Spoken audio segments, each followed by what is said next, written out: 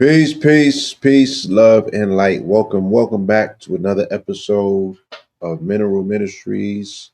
Lionsgate's Mineral Ministries presents Sunday service. I am your host, Pope Pablo. Today we are making way for Pope Pablo. Pope Pablo has returned back in the building. Minister Marlon is taking the break off this Sunday, and we giving it to Pope Pablo. We gotta do some Pope Pablo work today.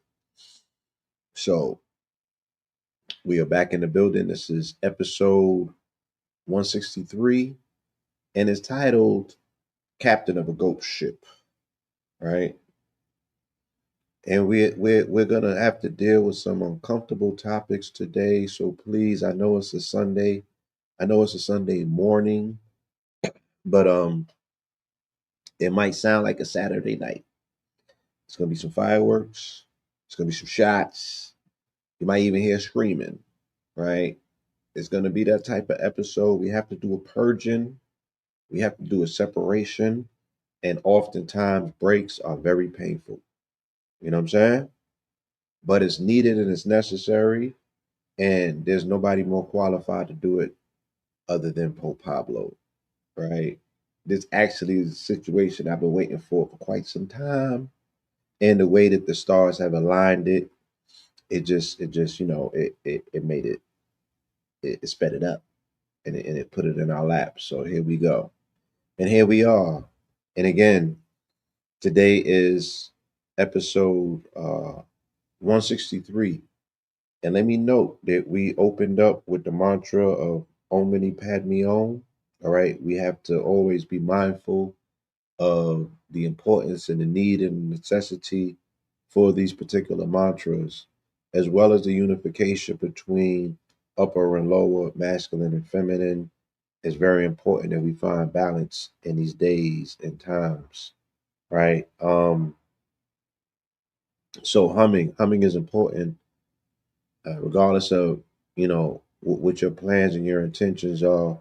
You always have to begin with it, whatever it is that you're doing, on the right frequency, right? So Om Mani Padme Om is our foundational frequency, is our opening mantra, and is our unification ceremonious ritual. All right. So all of these things are needed and necessary as we get into today's dissertation and demonstration. Right. Let's go to Psalms, and you know it's going to be a very engaging, enlightening ceremony today, or should we say class? All right.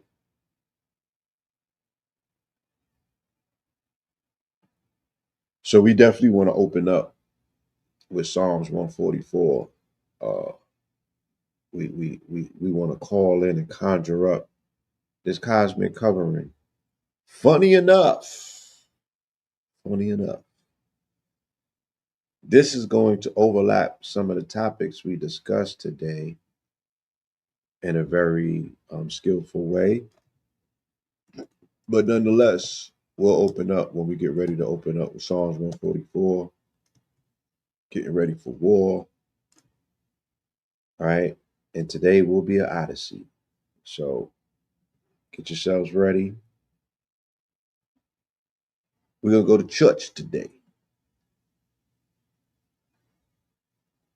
We're going to take them to church.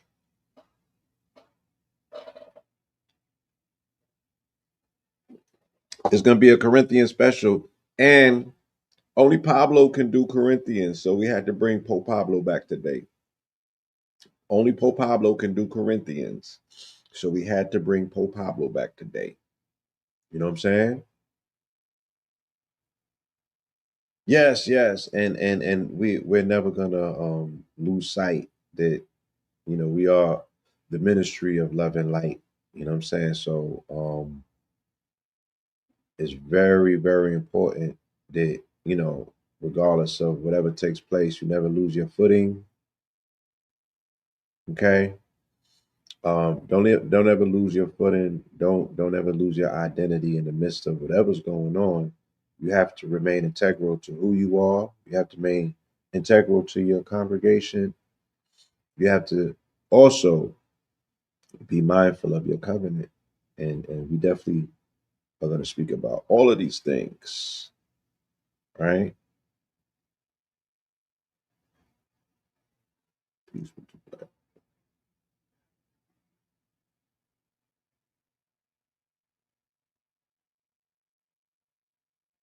Oh, somebody said, how did the blue keep pace with the black ninja warrior at InvestFest?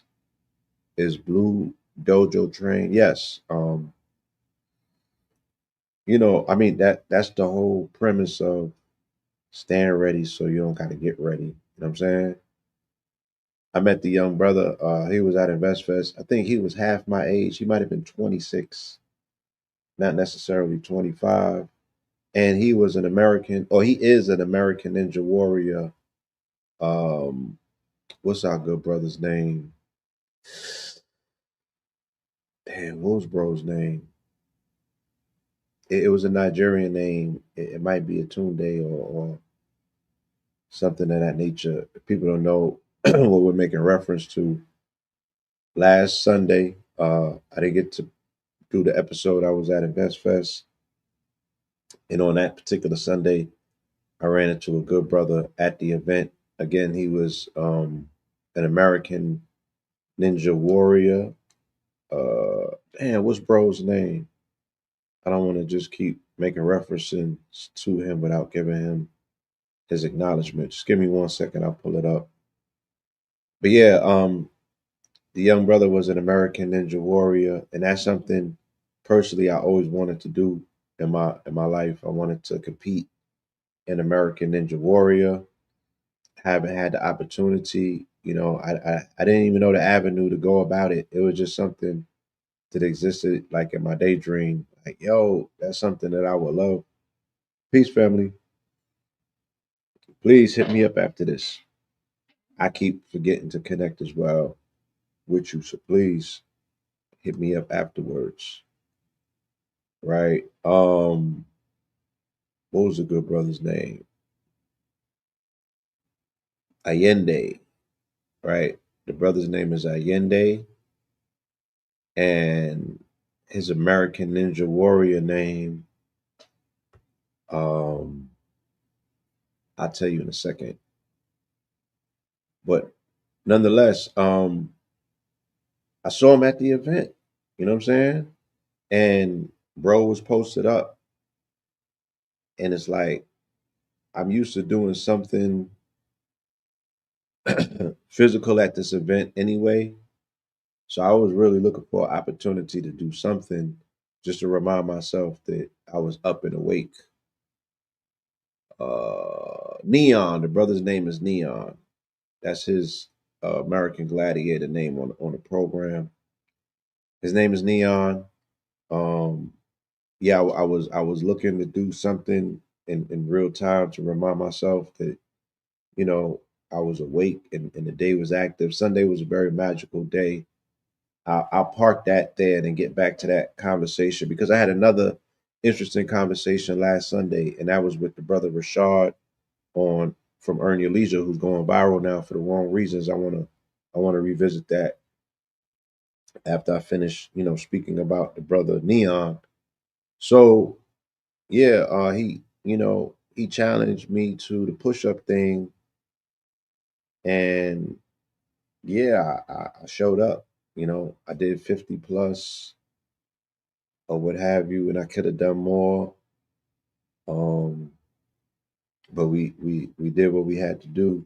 And then right after that, I ran into Rip Right, and then I had to do 30. I had to do 30 Rip Rights with Rip Right. You know what I'm saying? And they wasn't the cleanest ones. I don't want to make no excuses. I was still going through, recalibrating from doing the 50 push-ups. But there's no excuses. So I got the he challenged me to do 30 of them. You know what I'm saying? And I did the 30. I did 30 plus. I had broke my rip right the other day. I was doing this while we was doing the album listening, and the album was so fire that I snapped my rip right bands, but I got more bands upstairs somewhere. But nonetheless, um, yeah. So I was inspired to do American Ninja recently by a young brother. There was a viral videos going around of this youngster. He was like 9 or 11. You feel me?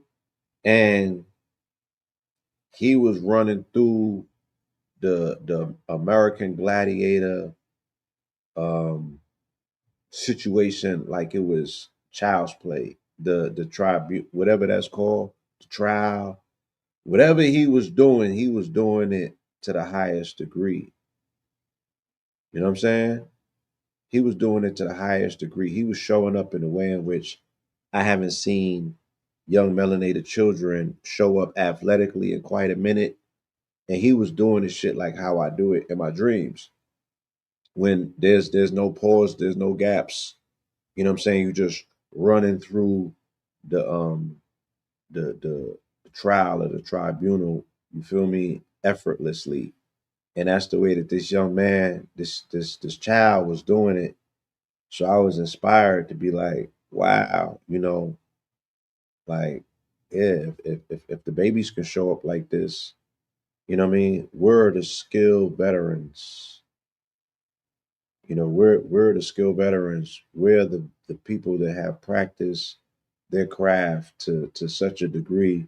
Of course, yeah, we're the people that have practiced this to such because we grew up looking at American Ninja. Why have not yet we mastered American Ninja? Why hasn't it become something this, part of our inner city wheelbarrow?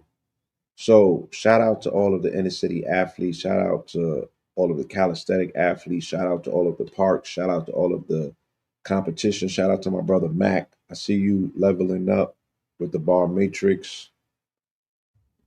Shout out to the brother Akeem Supreme, who recently made it to the front cover of a magazine representing New York City calisthenics. Shout out to the people who are building out, gyms in their backyards that are getting into calisthenics and hybrid athleticism. However you so choose to show up. Shout out to everyone that's out there pushing it to the limits, pushing it past the limits, and definitely setting a precedent as an example of what other people can do with their bodies. You know what I'm saying? Because our bodies are limitless, and it's really time that we not only get to know ourselves better, but break the mold of the threshold and inspire other people to step up. Humanity is at a precipice right now. Humanity has their back against the gate, against the fence. You know what I'm saying? ChatGPT got it where people are no longer using their brains. Suno got it where people are no longer using their brains. You know what I'm saying? Canva and not Canva, but AI generated images got it where people are no longer using their brains.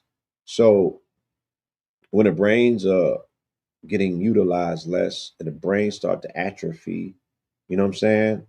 These are the things that are gonna make it very susceptible for the universe to be like, oh, yeah, the people out there, they, the people down there, should I say, yeah, intelligence is not quite a thing for them no more. They're really um, dependent or trusting of artificial forms of intelligence. So maybe we don't need to beef their brains up as much anymore. Maybe we could atrophy their brains. Maybe their heads could be smaller.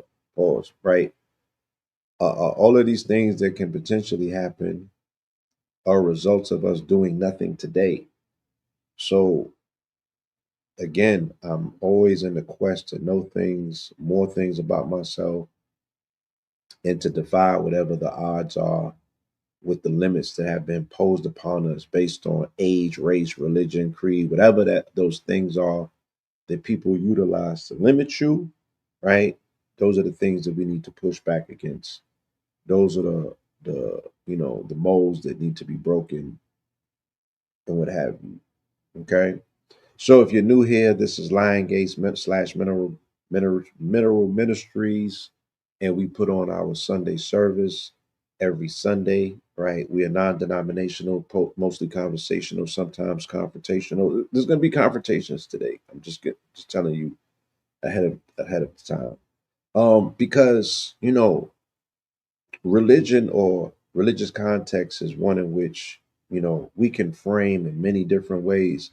I've seen people weaponize the word in every way imaginable. Now I don't normally weaponize the word these Sundays.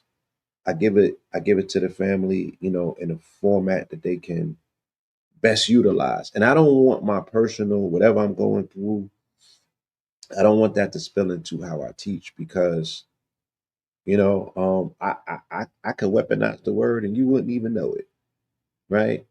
And I can be real petty, and I don't want to be petty because what I never want to happen is I don't want to confuse a genre of people. I don't want to paint a whole body of people because I got issue with one person. You know what I'm saying? And I also don't want to over respond because that's how this entire thing started. I made it a comment about someone who I felt was trying to rewrite history in real time. What do I mean by that?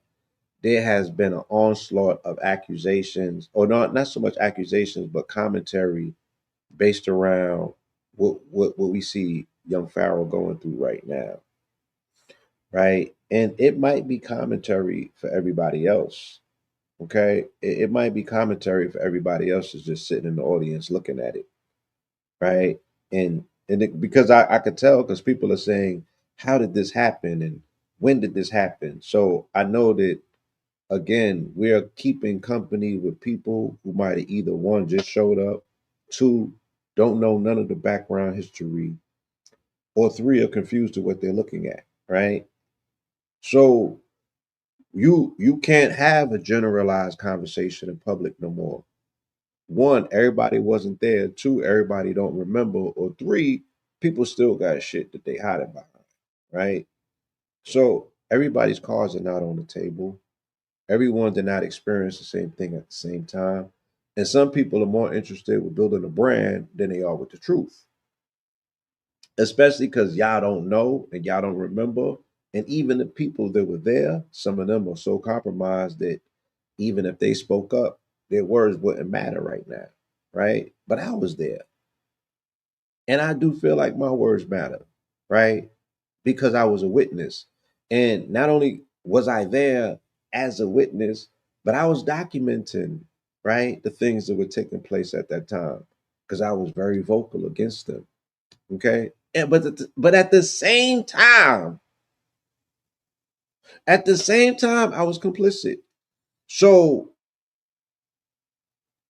my proclamation, declaration, right, or whatever it was, I made a fucking comment, and I was telling this person, right, Captain Tazariak, that you can't rewrite history in real time because those of us that was there remembered.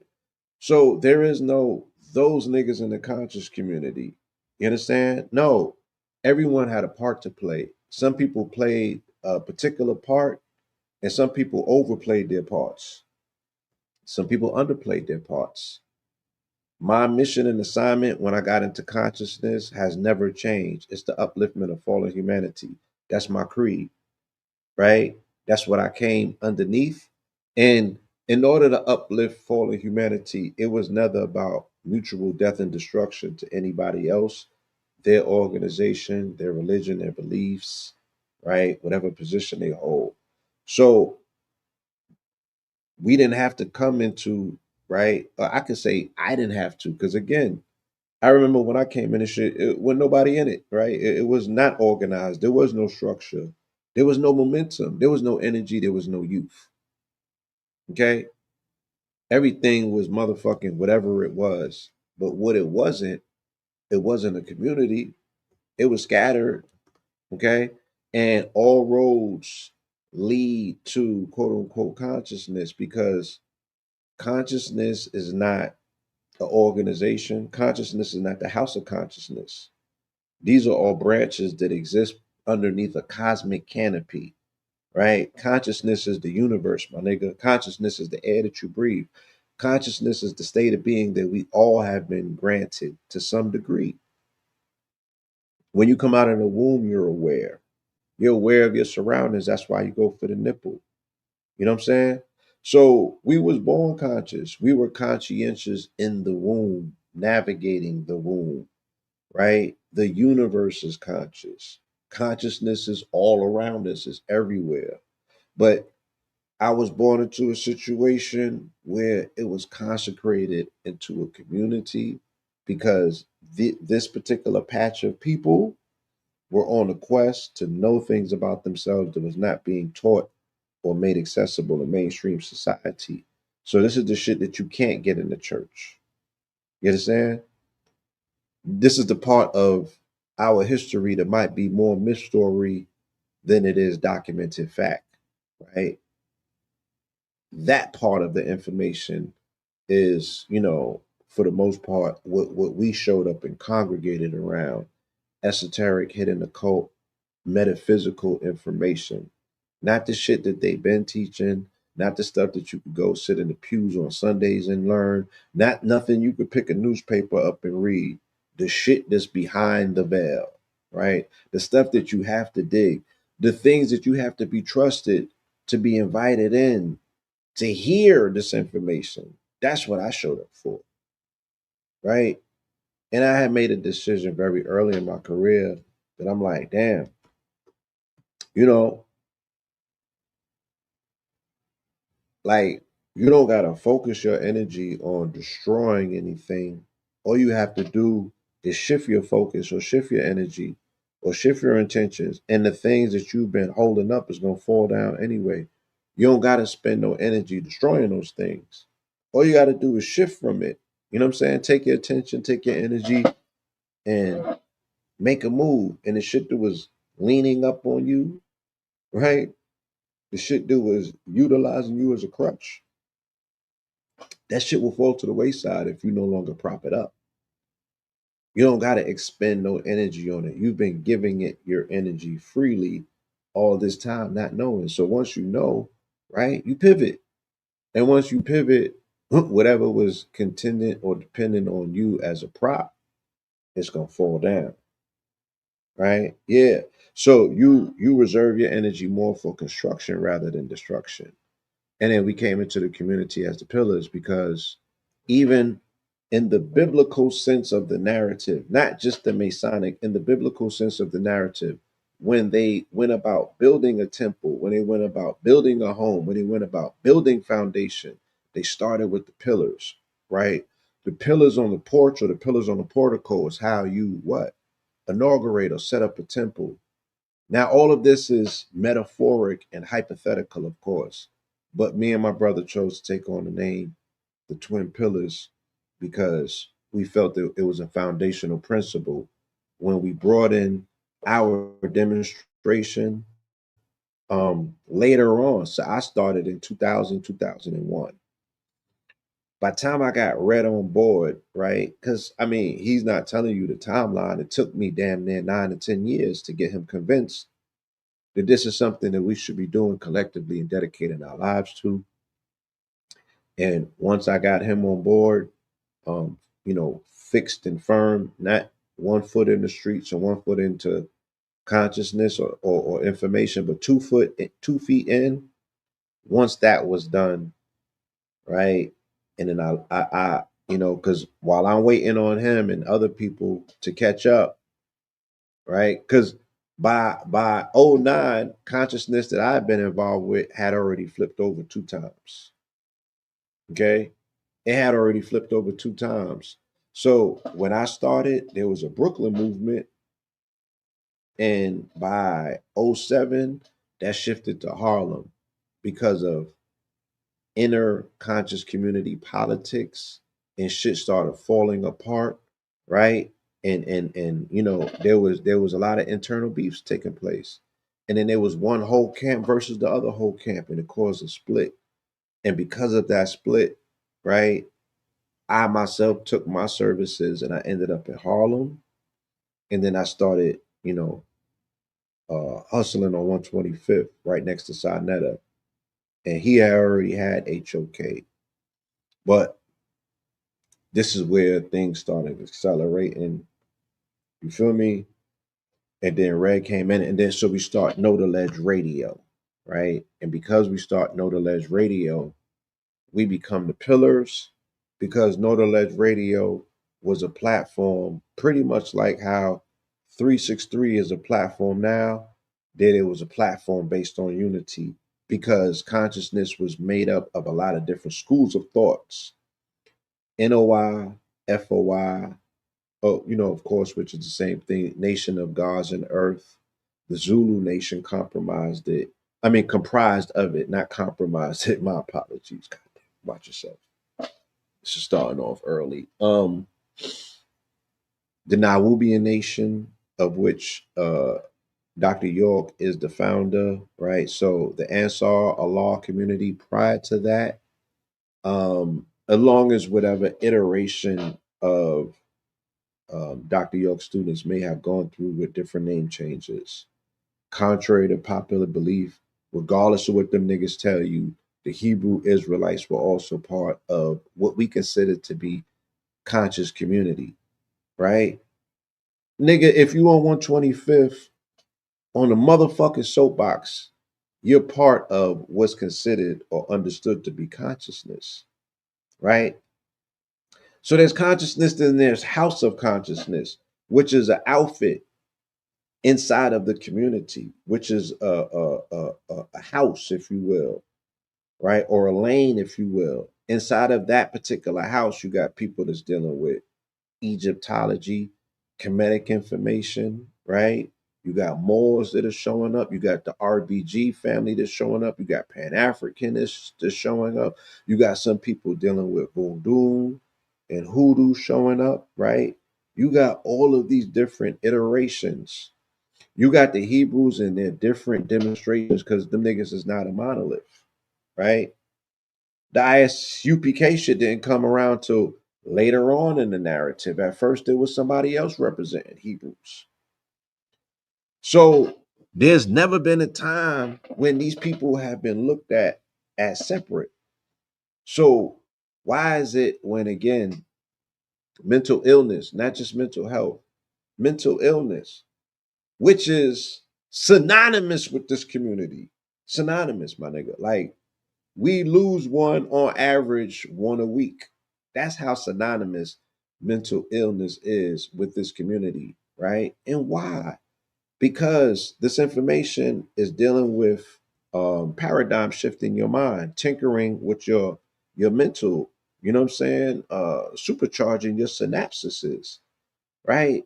Your entire frame of reference, the way that you operate and see the world is based on what it is that you think that you know about yourself and about the world. And the way that you orientate your relationship with the world is primarily based on the things that you think that you know about yourself. The things that you think about, who am I? Where did I come from? Who did I come from? Why am I here? Where am I going? All of these things start formulating your direction, your compass, your GPS. You understand?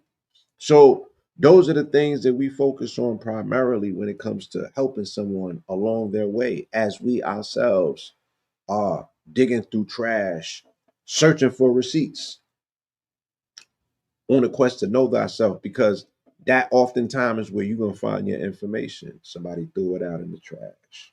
Hypothetically speaking, of course, right? You got to go into museums. You got to go into basements. You got to dig through crates. You feel me?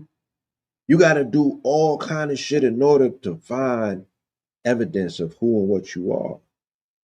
So mental illness is rife in this community, because it's not just the information, it's the responsibility that comes along with the information. So you're not just unlocking a treasure trove of jewels, right? It's like Raiders of the Lost Ark, my nigga. There might be a whole spell that comes along with that, right? You got to handle with care. There's specific things that you need to be orientated to before you approach certain things that hold certain power. You might not be ready, right? It might be levels, and that's okay. This society, this generation has an adverse response to people telling other people that there might be levels, right? And because you guys are so convinced in these narratives of these early age prophets, right? You think there's somebody 18, 19, or 20 because, when these niggas was 16, yeah, they rapped a hell of a rap and niggas made albums that went on to be platinum. That does not mean that somebody 20 years old is qualified to be your quote unquote leader because they've seen everything there is to see in life or they know everything that there is to know, right? And these people are openly showing you that they have not done the work personally, right? To deal with their fucking trauma. But that them is the niggas that you run to. That's the niggas that you run to. You get underneath them and you give them access to every fucking part of you that should be valuable, that you should be guarding, that you should put boundaries around. You niggas pop it open and give these motherfuckers access to everything that you own. And then they fleece you, and then you complain. And then you blame the fucking community when the community is putting up all of the needed and necessary notices that your ass can utilize while you make your journey through the house of mirrors looking to know yourself. And I'm not critical of you looking to know yourself.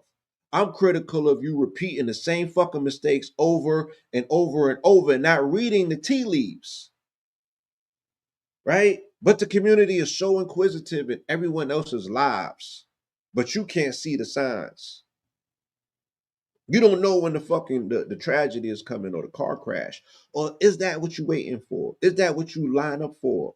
Is that why traffic is so bad in Atlanta, right? Because everybody got a snail past the car crash, right? Like the shit is on fire, nigga. What are you looking for? You know what I'm saying? Keep it moving. And take that as a reminder to be more cautious about how you drive. Why is there a snail crawl and everyone got to be looking at the tragedy? So is that what we showing up for? Because that's the shit that goes viral in the community. So my conversation and argument with this young man, right, of which we had a phone conversation, and then the nigga goes on the internet and acts like an entire hoe by redistributing or recreating a conversation to play into his ego. And the shit happened on the Lions Gate, it happened on the full moon or the total. It was a new moon, so it was an eclipse. And this eclipse was about niggas who could not pull their egos back in. This eclipse was about niggas who don't understand the tenets of leadership. This eclipse was about niggas who do the bitch ass shit that this nigga just did. So I'm just sitting back making observations, and you use a snake to catch a rat, and then you set a rat trap and set the cheese, and then the rest of the niggas go for. So all the niggas in the comments just expressing how they feel, that's so necessary and needed in the eclipse. The eclipse brought all of the darkness into light. So I'm like, make more videos. Let me see more. Let me see how much more niggas agree with you. Right? So we can make a list and we know who's who and what's what. Not for the purposes of being vindictive, not for vengeance, right? For the purposes of clearing the cachet, because it's too much unnecessary weight anyway. You feel me? It's too much unnecessary weight anyway. It's too many people that are clogging up the algorithm, not doing the work. And this shit needs to be reset. Feel me? This shit needs to be reset. So I'm actually appreciative of the process.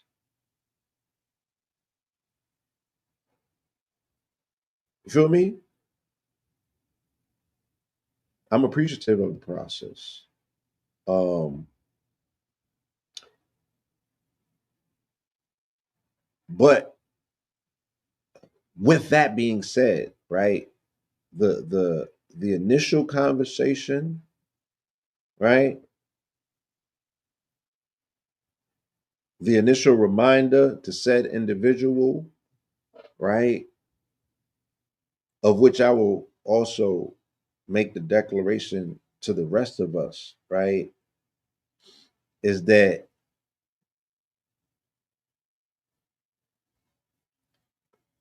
while we look at this young Pharaoh situation, all right, and the young Pharaoh situation is also an expression of Lion's Gate because the lion is a cat, nigga, right? And Lion's Gate is about lioness energy. So I don't know what energy is mounting this brother, this young brother. You know what I'm saying? But I have not had a conversation with him in 11 years. And 11 years ago, we had to try our back on him. He was disrespecting this. Feel me? 11 years ago, we said, nah, son. Yeah, son is not, we because almost like with polite, right? When Pharaoh first came into the community, I put up on him, right? He had his first lecture in New York, and the lecture happened to be in Brooklyn and Best Side, and it happened to be, like 3 blocks from where I live. So I pulled up on him at his first lecture. I was the only one out of the community I think that actually was there. Um, and that's neither here nor there. I still explained to him how this thing may potentially play out. You know what I'm saying? And to the T, it kind of went that way. But in the interim of all of that, I let him know that we were there, right? As unks, as elders, as people that can relate, right? Because we was hated on by some of the elders in the community. And when I say elders, I mean niggas that was like 4 or 5 years our senior, right? These niggas who know that their time has already came and gone and shit, and they're in the community trying to play a young people game without being the council, without being the fucking elders. Like the elders still want to be, the youth for war type thing. It's like, no, you already passed, you surpassed. right? And that sounds crazy because if somebody told me that, might I struggle and fight with it, or might I be accepting and recepting of it and move on with it? I don't know, right? Maybe I could do both. But either way, we told a young brother that we would be there for him. Um, and then he turned tables on us one day on a live. You know what I'm saying? He switched the tables on us because the whole polite thing was going on at that time. And he took frustration with us because at that time we had not yet canceled polite. We had not yet turned the lights off on polite. You know what I'm saying? We were still waiting for more information and evidence. And we also were working our politics in the background because it was a very hard break to make just out of, just waking up one day and be like, yeah, we about to flip the script. It just it couldn't go like that. You know what I'm saying? So it wasn't going fast enough for his liking. And you know, he took a shot at us on live. And just like this individual, right? Like if I could pick a phone up and talk to you, right? And we could have a conversation or understanding, even if that understanding means that we don't see eye to eye and we go our separate ways, then so be it. I wasn't granted that courtesy with young Pharaoh 11 years ago, 2015. So I was like, fuck you, nigga. And not like, yo, it's up. And when I see you, it's whatever, and I'm gonna pop on you. It's like, no, when you flip, you dead to me. You know what I'm saying? I'm not gonna waste no energy on you. You feel me? I'm not gonna give you the energy because that's the shit that's gonna keep you around, right? My grandfather said, you want to kill a nigga, put him on ice. He said, don't send him to hell. He said, don't send him to hell. He said, put him on ice. That's how you freeze a nigga out. So I haven't mentioned his name in over 11 years. I haven't, given him no energy. I've seen him going through what he's going through, and he been spiraling. He was spiraling 11 years ago. He spiraled the day that he attacked the ancestors and the elders, right? But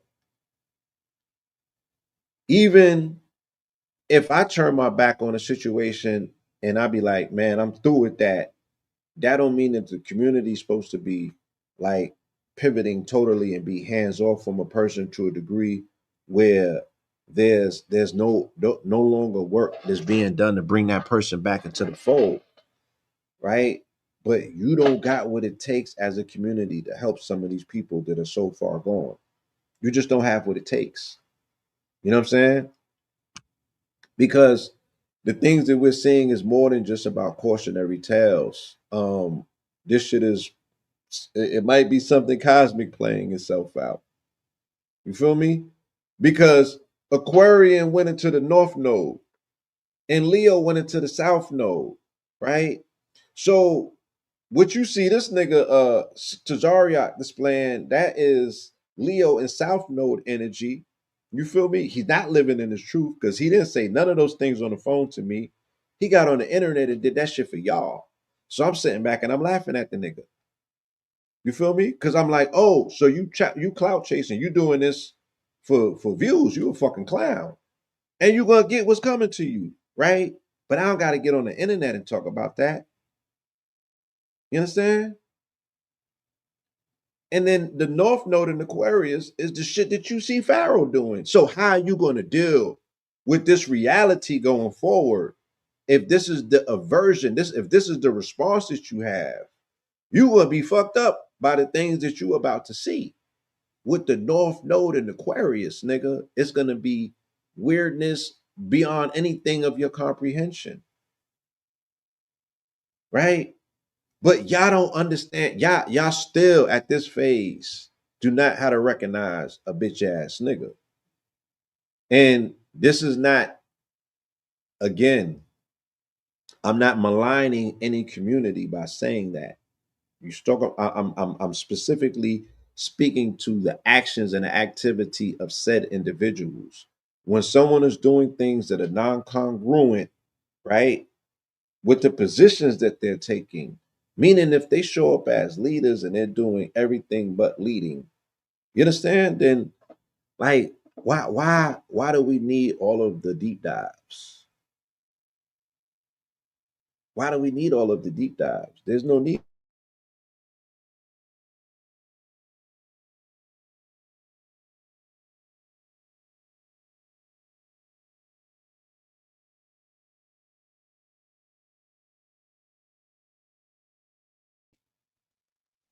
The things that we are seeing once again, right? And I've been catching arrows this entire year for seemingly attempting to defend community or the conscious community, and that's such an oxymoron, because it's very hard to defend this space. It's very hard to defend this space. You know what I'm saying? Because it deserves a level of condemnation. It deserves a level of consternation. It deserves to be torn down and be built back up. And too many people have been protecting other people for way too long, right? And at some point, yeah, like some you just got to get this work so we can get past it, right? Like the way that people put their bodies, their careers, and everything in between. Let's say Sinetta taking accountability, right? The shit is crazy.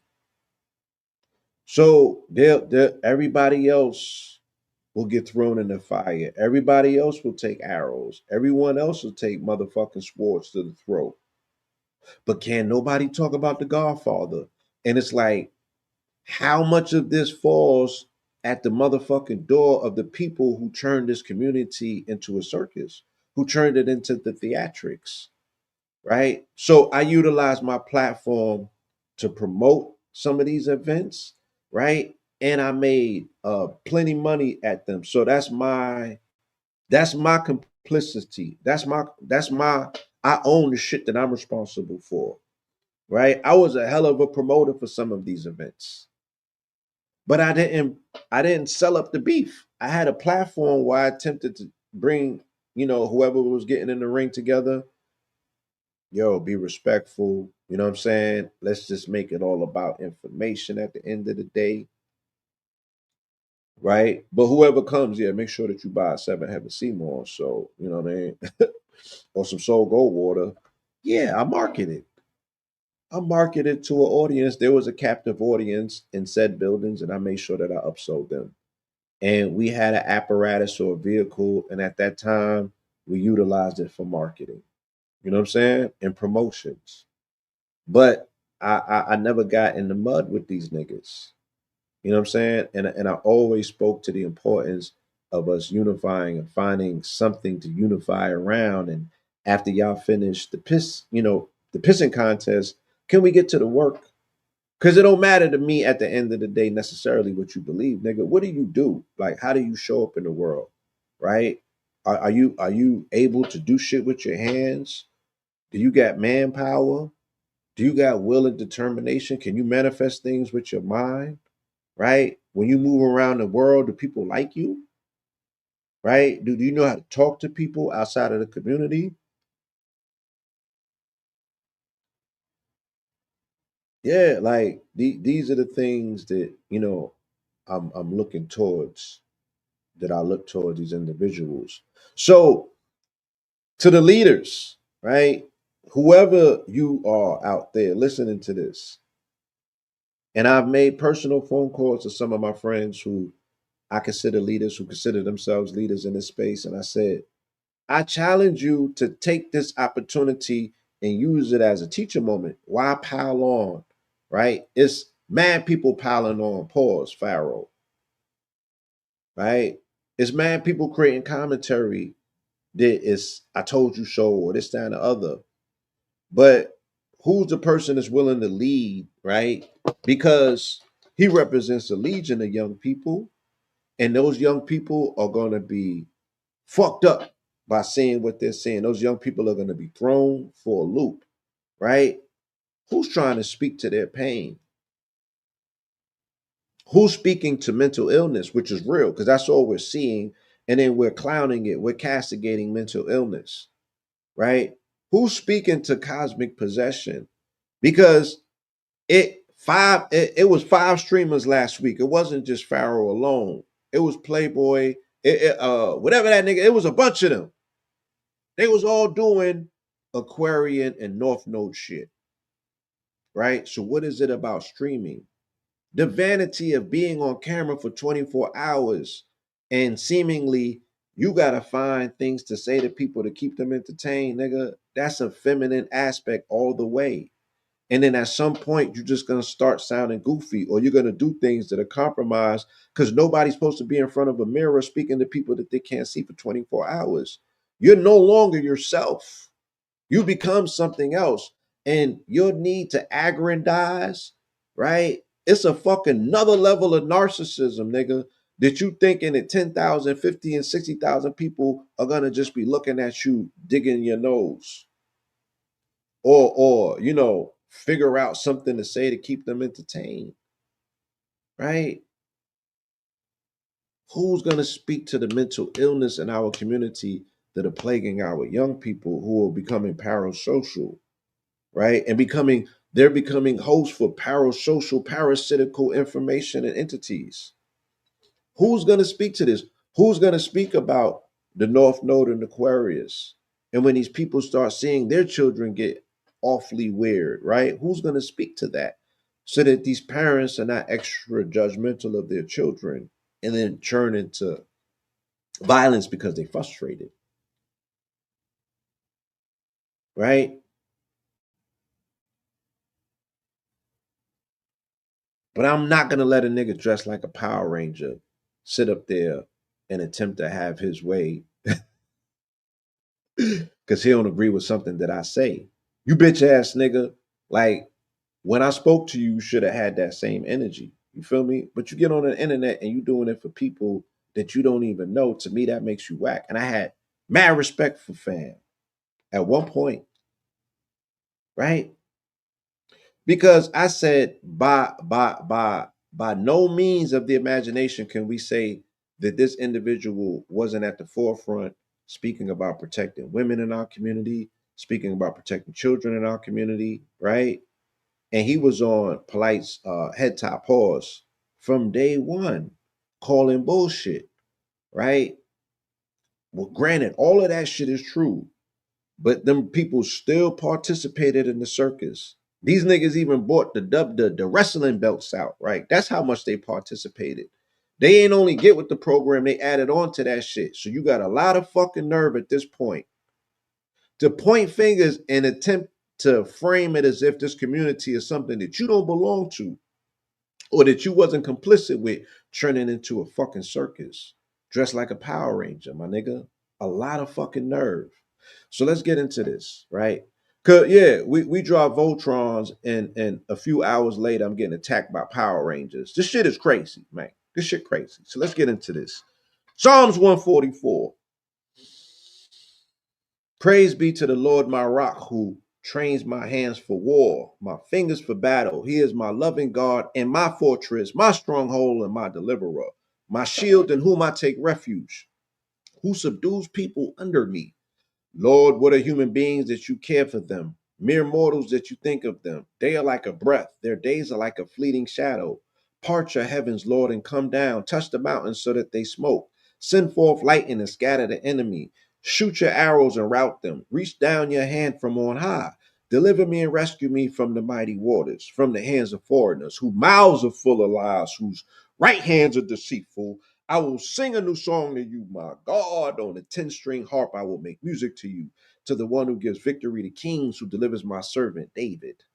From the deadly sword, deliver me. Rescue me from the hands of foreigners, whose mouths are full of lies, whose right hands are deceitful. Then our sons in their youth will be like well nurtured plants, and our daughters will be like pillars carved to adorn the palace. Our barns will be filled with every kind of provision. Our sheep will increase by thousands, by tens of thousands, and our fields, our oxen will draw heavy loads.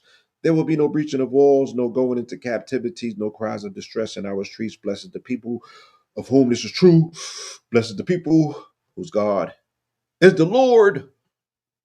Ashe, Ashe, Bavule, Namaste.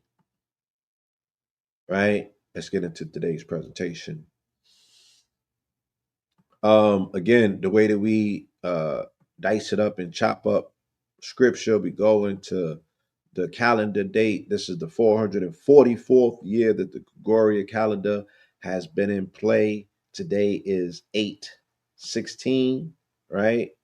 Happy born day, belated to our brother Nip. I'm sure that there's other people as Garvey's today, right? We did a Garvey event yesterday. Shout out to Sauce Garden Friends, the whole Atlantis family. Okay, let's get into this. Exiting the ark, right? The ark, the ghost ship. Then God said to Noah, get out of the ark, you and your wife, along with your sons and their wives. Bring out all of the living creatures that are with you, birds, livestock, and everything that crawls upon the ground, so that they may spread all over the earth and be fruitful and multiply upon it. So again, I always have to cross the rubrics of the fact that I'm engaged in a conversation again with niggas who dress like Power Rangers and believe in things like the flood. So my question to you, my question to the rest of the congregation would be, if God was omnipresent and omnipotent and omnipotent, you know what I'm saying? Like, did the flood affect the Americas, the Western Hemisphere as well? How can you flood the Western Hemisphere, but it's going to take you to 1492 to find out that there are people on the other side of the planet, and you issue a papal bull as the motherfucking pope, and you tell them to go across on the other side of the planet that you never knew about existed until now, thousands of years after Christ, and you tell them to take their shit if they don't acknowledge white Christ, Caesar Borgia, shit crazy, man. Right? But this is the thing that people believe. So when you talk about mental illness, when you talk about niggas not having their wits and their wherewithals and being batshit crazy, right? You got to understand that a lot of that comes from religion. A lot of that comes from your need and necessity to try to fit a fucking fable into, how you operate in the world every day, right? Where there was lions on board, there was elephants on there too. That shit gonna sink a whole fucking boat. There was sperm whales on board. There was hyenas on board, nigga. There was chimpanzees. They don't get along. There was jaguars there. How you had a jaguar on board, but you ain't know that there was an Americas? This is the shit that I'm talking about, right? So when you get to situations where you gotta argue with people that believe shit like this, and this is their foundation, it gets very motherfucking complicated because it could get dangerous. Because they don't have a grip on reality. They believe in a fiction and a fable, and this shit is what engineers and powers their reality. I'm here attempting as best as I can to make sense out of nonsense, right? And be fucking humble about it. Not no more. Now I'm gonna give you what you niggas looking for. Okay? Now we're gonna read this shit like it's supposed to be written or read, right? Corinthians. And this is where all of the controversy starts from. So this continuous repetitive nature, these niggas is bringing beefs that started in Kemet, right, with Hebrews that did not exist at that time and was not slaves to them. These are repetitive, continuing beefs from back in biblical times, my nigga. That's how petty this shit is. That's how petty this shit is, right?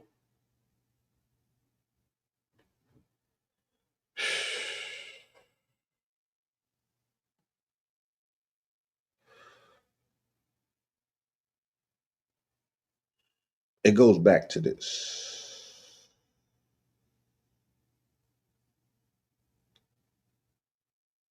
Genesis 7:1. Then the Lord said to Noah, go into the ark, you and all of your family, because I have found you righteous in this generation. Okay. Let's go to Exodus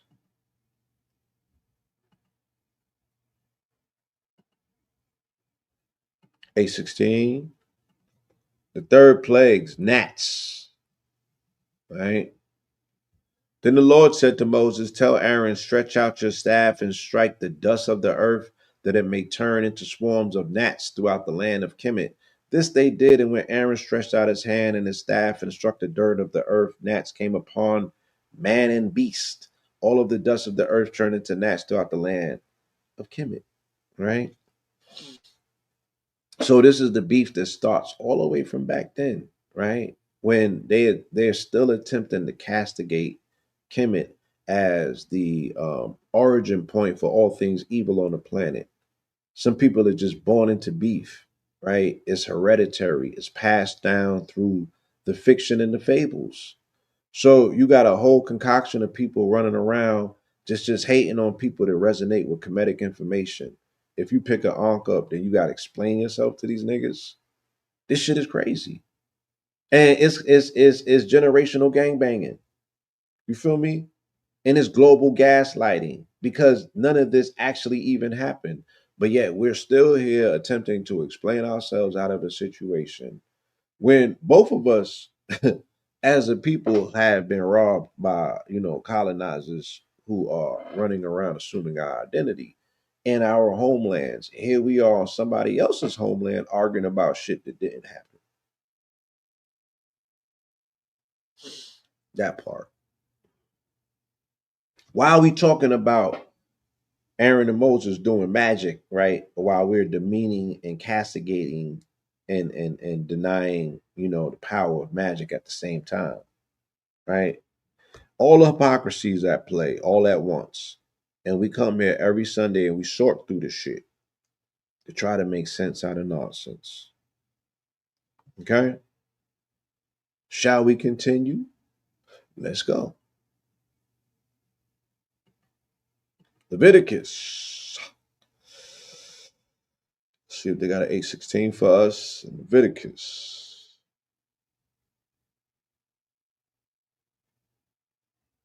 All right, so this is long standing, people getting outside of their body and just getting disrespectful because you resonate with a particular information.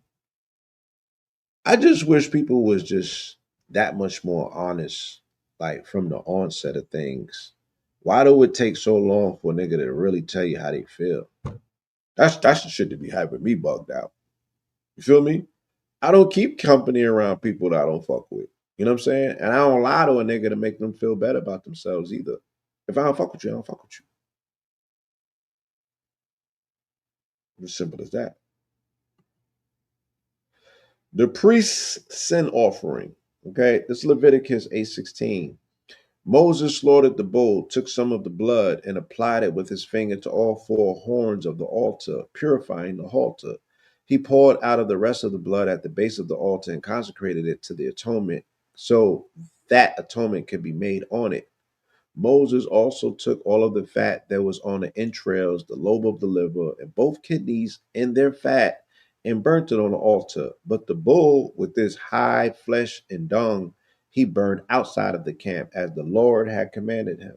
So this is the shit that Yahweh's into. And again, I don't want to make this about dissing nobody's God, knocking the people or their customs or traditions. You feel me? But I also have to make a necessary demarcation that, you know, y'all do weird shit too. You feel me? Y'all do weird shit too. And in this continuous attempt, again, y'all want to castigate African spiritual traditionalists. Everybody that you want to castigate gonna have their way with you today, nigga. Because I'm gonna show them the hypocrisy. You niggas are sitting up there practicing all sorts of, spiritual ceremony, blood rituals, but you hella judgmental on what any and everybody else is doing. You feel me? And all of those things are the weird buffer zones where all of the other super ass weird things be taking place. When you start cutting shit up and feeding it to your god and disguising that shit like that's not Moloch or one of them other entities that feast on blood, right? And yeah, the old dude been here for 40,000 years. So African spiritual traditions, they outpace anything that you niggas been doing, right? For a long fucking time. So what is it? Who's who and what's what? Is this stuff coming from West Africa? Right? And are y'all still engaged as a priesthood? Do the black Hebrews still perform animal sacrifice to feed Yahweh? Right? Are they still upholding the covenant? I'm just asking questions. Okay.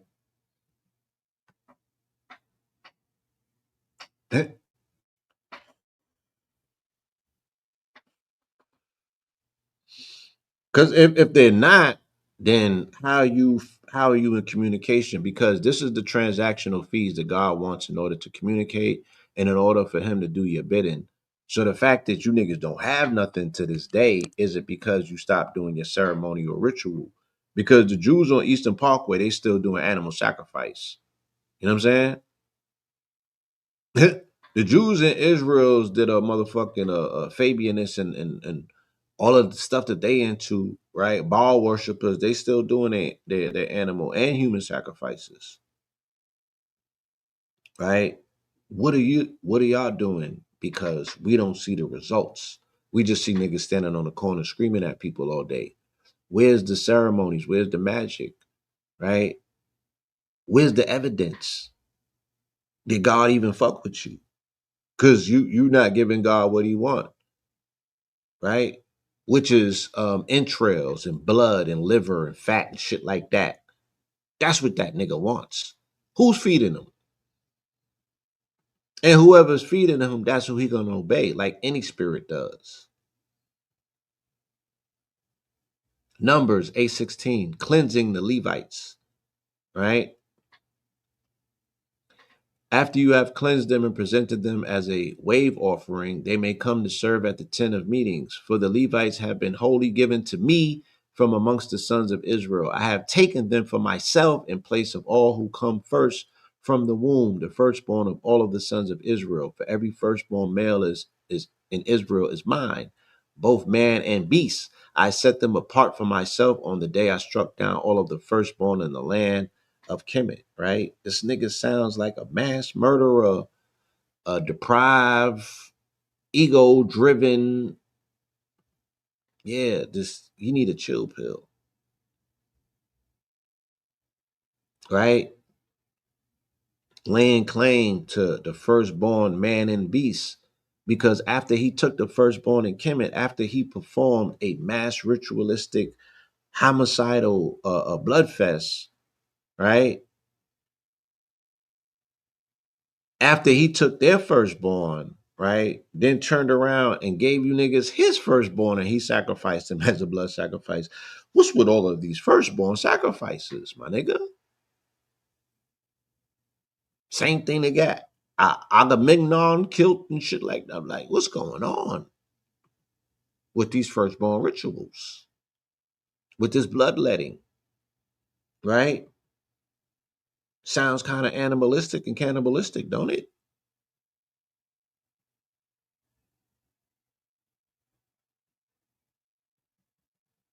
Numbers 3:12. Let's get another reading on it.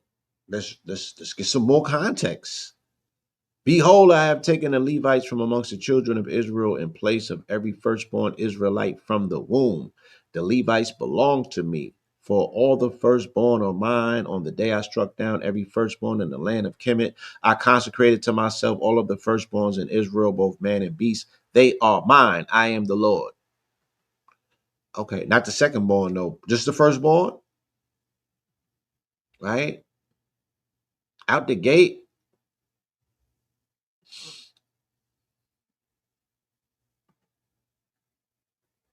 Mm. Deuteronomy 8:16, remembering the Lord your God.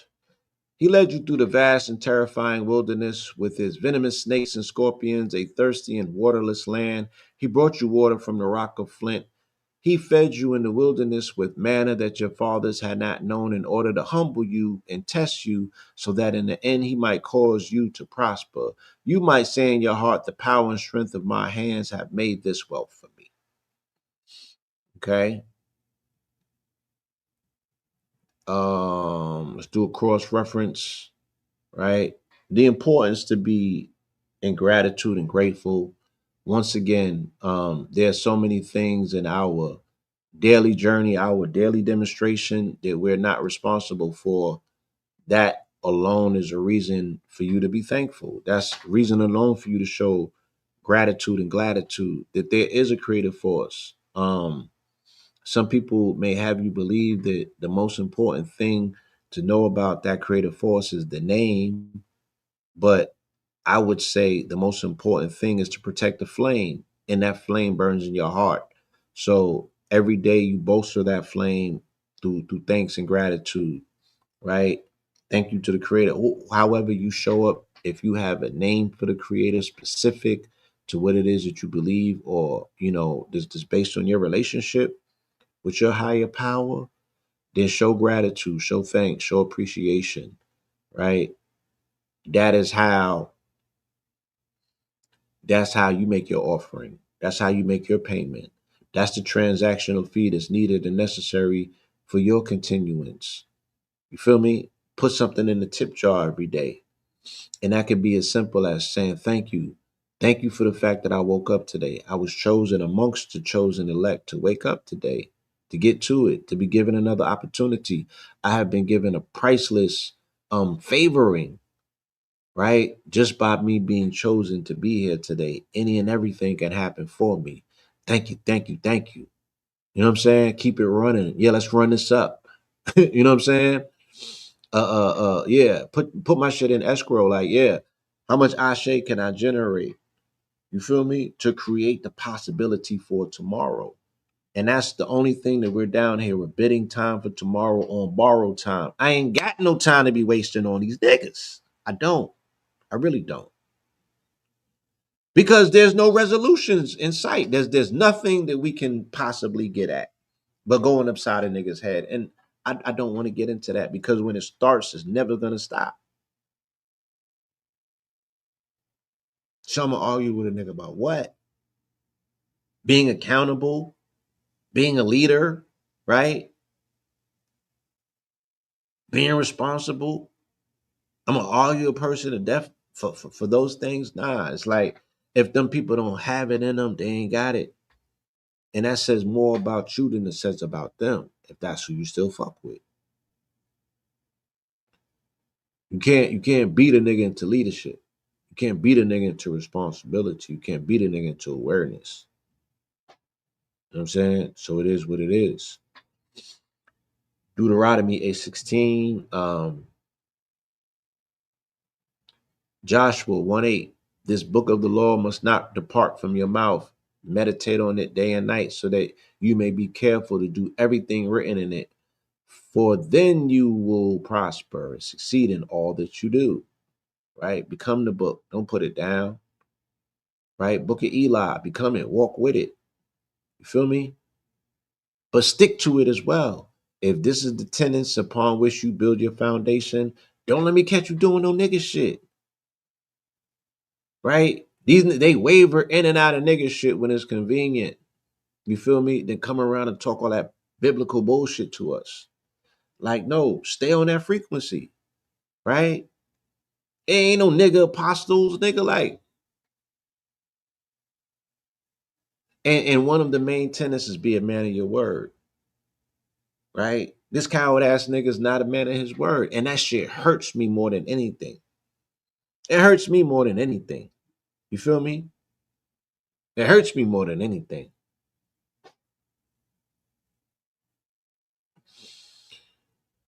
The conquest of AI, we are in Joshua 8:16.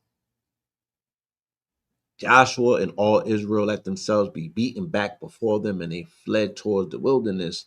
Then all of the men of Ai were summoned to pursue them. And they followed Joshua and were drawn away from the city. Not a man was left in Ai or Bethel who did not go out after Israel, leaving the city wide open while they pursued Israel. Okay. Judges 20:31. The Benjamites came out against them and were drawn away from the city. They began to attack the people as before, killing about 30 men of Israel in the fields and on the roads, one of which led up to Bethel and the other to Gibeah. We are defeating them as before, said the Benjamites, but the Israelites said, let us retreat and draw them away from the city onto the roads. See, it begins and it don't end. It be nonstop. Judges, let's see if they got an A16 for us. Yes, they do. Let's get to it. Gideon defeats Zebah and Zalmunna.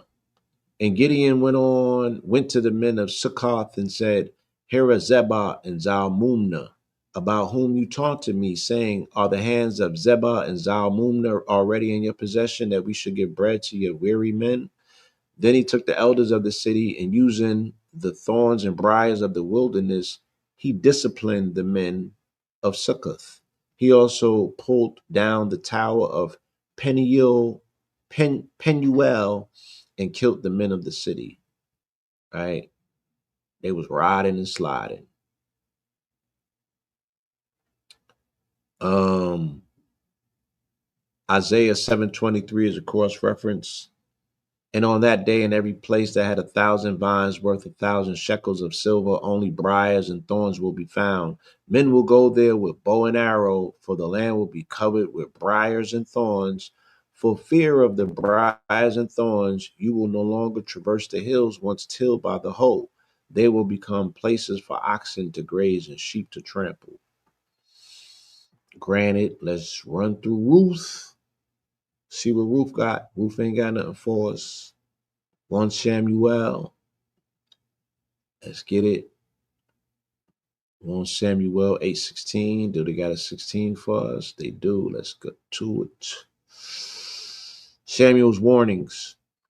He will take a tenth of your grain and grape harvest and give it to his officials and servants. And he will take your manservants and maidservants and your best cattle and donkeys and put them to his own use. He will take a tenth of your flocks and you yourselves will become his slaves. Nah, son.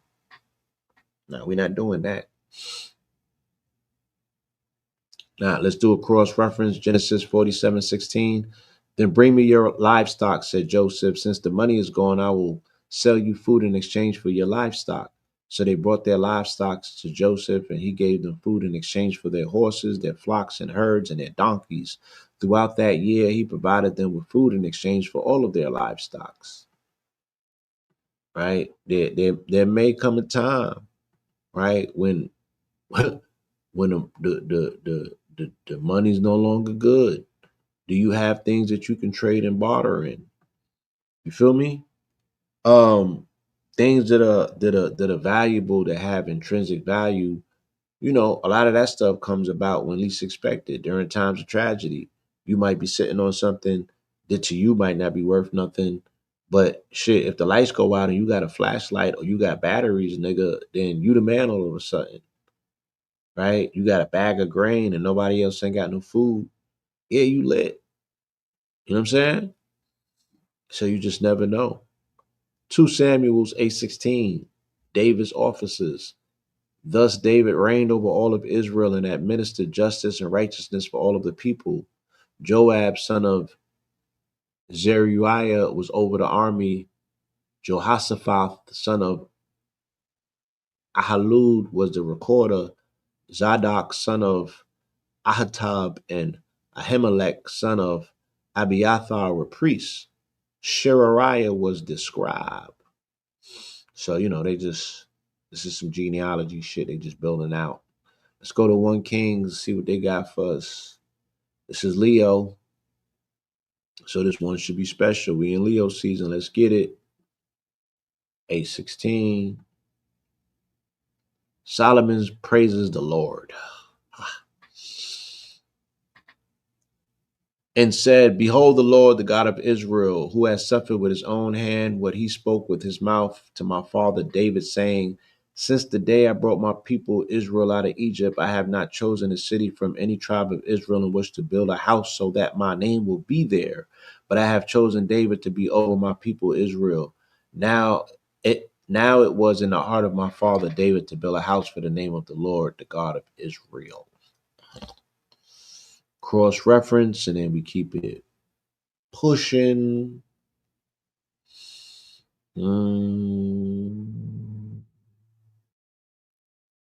Nah, we just talking about building the temple. We've been talking about that. 2 Kings 8:16. Jehoram reigns in Judah. In the 5th year of the reign of Joram, son of Ahab, over Israel, Jehoram, son of Jehoshaphat, succeeded his father as king of Judah. Jehoram was 32 years old when he became a king, and he reigned in Jerusalem 8 years. Okay, he was 32, he reigned to 40.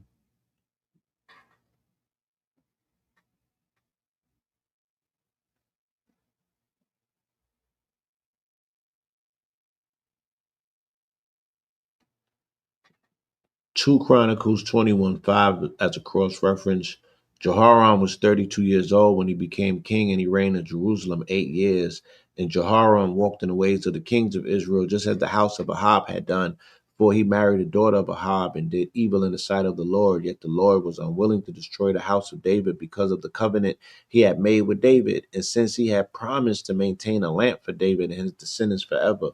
So remember this concept of a covenant that was made with David that's hard to break, right? 1 Chronicles, let's go to 8:16. A covenant with David that's hard to break. That's contingent upon the temple being built, right? Let's get there. All right, we're in 1 Chronicles, and this is more genealogy. And we ain't going through genealogy today, unfortunately. We're on a different frequency. 2 Chronicles 8:16. Solomon's additional accomplishments. They did not turn aside from the king's command regarding the priests of the Levites or any matter concerning the treasuries. Thus, all of the works of Solomon was carried out from the day of the foundation was laid for the house of the Lord until it was finished. So the house of the Lord was completed. Then Solomon went to Ezion Geber and to Eloth on the coast of Edom. Okay, so Solomon completed his incomplete works of his father. He finished the temple for quote unquote God, only for it to be destroyed. But that's a whole nother story. Okay. Again, one day we'll probably sit down and do a whole show just about Solomon, and we'll lay the cards on the table and see Solomon for who he is versus who he isn't. You know what I'm saying? It's so needed and necessary. It amazes me that people will have the timidity to sit up here and speak about secret societies and things of that nature, but not make the connections utilizing Solomon. This shit is amazing. I just, or right, even the need and necessity. If and when we do a deep dive and research into streamers and streaming and what can be possibly taking place on the internet, we can't sidestep the fact that the computers have been programmed and coded, because we love talking about simulations, right? If you look at the computer chips, they all are based on sigils that come out of the Book of Solomon, the seals of the demons, if you will. Shout out to Red and the brother uh Hick Hitsu, right?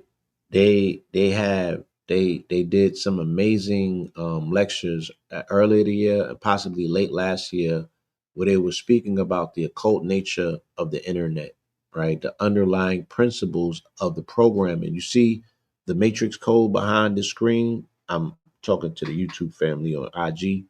That matrix screen, right? That's the coding or what have you. If you look at the history of coding, if you understand where the majority of this stuff comes from. It comes out of the occult, right? It comes out of a lot of different esoteric schools, residuals, right? Things of that nature. So yeah, like when we're seeing our people skits because they're spending a lot of time on the screen, once they offer themselves up to the screen as an altar, then what entities are they interfacing with? They're interfacing with a suggestive amount of what would be considered lower realm or demonic entities that are interfacing by way of sigils. And the sigils are already encoded in the motherboard, right? So if our children are showing up susceptible as being walking candidates for entities, how are they offering themselves on the altar, right? The thing that you give energy to, which is your time and attention, right? The things you do frequently is your frequency. So if a child is streaming or watching a streamer for 16 hours, 10 or 15, my nigga, you have given yourself to that thing. You have made yourself open and receptive to it because the universe has to obey. Like if you practice working out all day, nigga, you practice basketball all day, you got the mama mentality. Our children have mama mentality for gaming. Our children have mama mentality for being voyeurs and viewers of other people living their lives streaming 24/7. That's where their mama mentality has showed up. That's what they've dedicated their time, energy, attention, and focus towards. So these things have now become crystallized. And the onboard or the ramp where the entities can find our children, nigga, is on these streaming services, on these screens, on these black mirrors. Where you think magic happens? But now we see our children are possessed by something, and we seem not to figure out what it is, or we haven't put our foot down yet and said, "Oh shit, hold on, nigga, who?" I seen five children last week, right? Seemingly lose themselves. Young Farrell was not a isolated incident. Young Farrell was a a a pitcher in the lineup. There's a few of them, nigga, that skitched out last week. What's happening, right? Why is the computer almost like how the movie Poltergeist, how the screen, the fuzzy screen, the white noise was utilized as a visual medium to suggest that the screen operates as a portal, right? Or altar through which on the other side is interdimensional entities that can potentially possess you. I say the same thing is happening right now, right? With streamers in the streaming realm. That no man's supposed to be online 24/7. You're compromising your masculinity, right? Specifically, because you're exposing yourself to too much blue light. So the blue light is destroying your testosterone. The blue light is preventing your circadian rhythm from activating. So you're not under cosmic covering anymore. What does cosmic covering look like? It's your melatonin. It's the shit that reminds you who the fuck you are, where you came from, and what your assignment may potentially be. You're being reorientated and reprogrammed. You are. You're being reorientated and reprogrammed, right? You're sitting in front of a new signal, and we don't even know what that signal is. We can guess. Look at the evidence of it. You feel me? Yes, the devices are now devices. And the end goal to me has, through my observation, has always been transhumanism. And if you forego humanity for silicon, for cyborgs, like all of that to me is considered demon possession in one variation, form, or another. Okay. So it all goes hand in hand. It's just playing through different presentations, right? Different interfaces. You see it as a video game or you see it as a streaming service. I see it as, the road to perdition ultimately.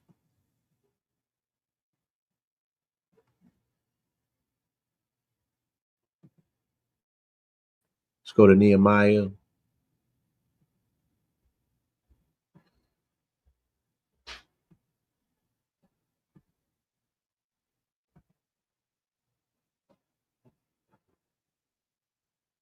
The Feast of Tabernacles. So they proclaimed this message and spread it throughout the towns of Jerusalem, saying, "Go out to the hill country and bring back branches of olive, myrtle, palm, and other leafy trees to make booths, as it is written." And the people went out, brought back branches, and made booths of their own rooftops in their courtyards, in the courthouse of God, and in the squares of the water by the water gate and by the gate of Ephraim. The whole assembly who had returned from exile made booths and lived in them. From the days of Joshua son of Nun until the day the Israelites had not celebrated like this, and there was great rejoicing. Um, is this Succoth or Purim, where they build the booths outside? I think it's Purim, right? It's coming up, ain't it? That's when he ran down on them Yahudis. And is it real? That was Succoth, right? Okay.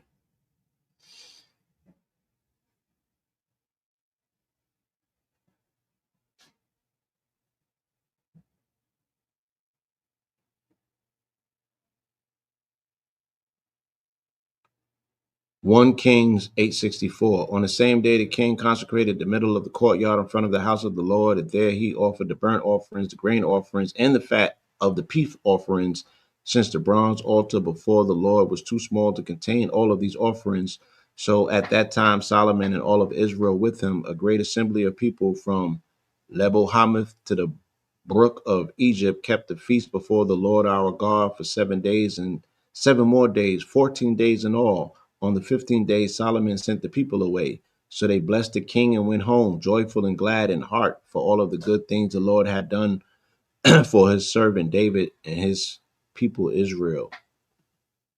So I don't have the figures in front of me. Oh, but that feast, when they opened up and consecrated or dedicated the temple, oh, they sent a lot of animals up, boy. Jesus.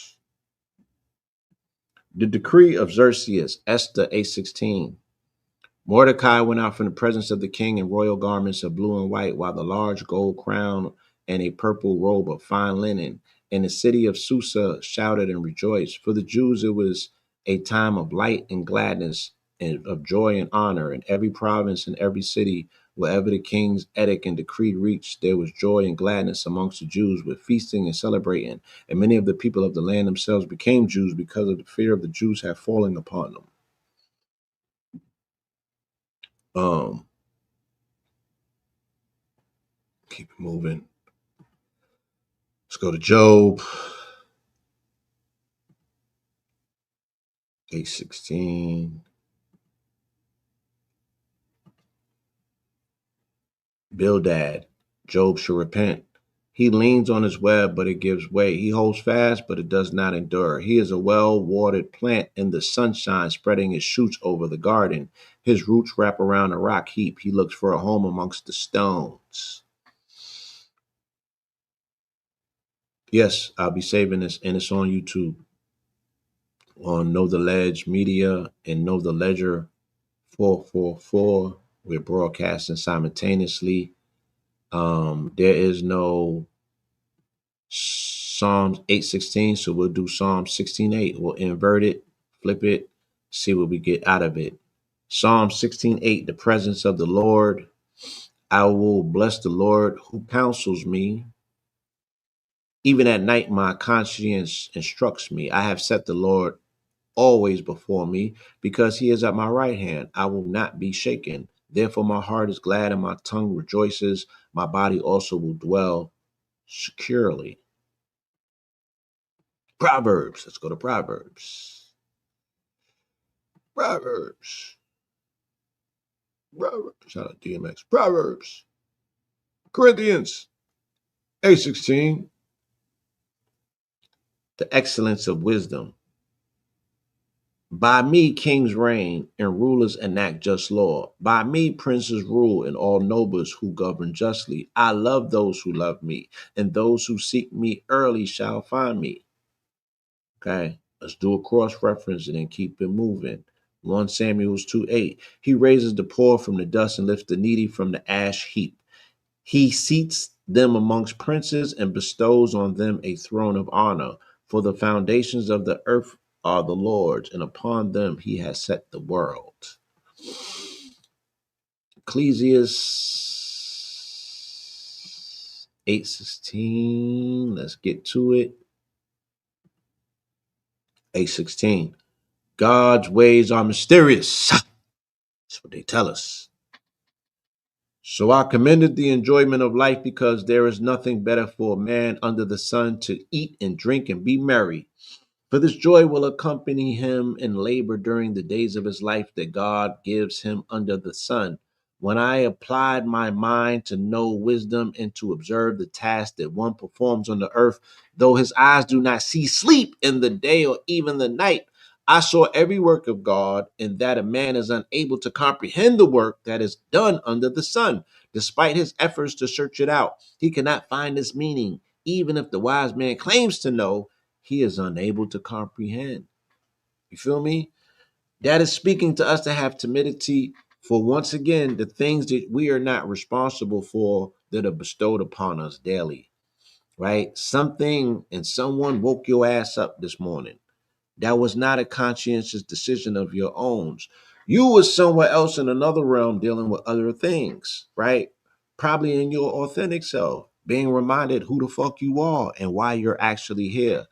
Then they sent you back in. You got work to do, right? You got work to do. But the most important work that you can do of all works to be done is gratitude and gratitude. And that's a spoken agreement that you can have unspoken. You can say it in your mind. Thank you. You can say it in your waking moments. Thank you. You could say it in the mirror when you're brushing your teeth. Thank you. You could say it in the shower. Thank you. But don't let a day go by that you do not show appreciation and gratitude for the mysterious ways in which Creator works. Right? Not to know the history and the mystery before you just give the thanks. Right? You give the thanks. And again, I I can be speaking to people who are not thankful because they woke up this morning. There are a lot of people that are out there that are struggling with life that don't actually want to be part of this experience, that want to check out, that want it to end because it's so painful for them.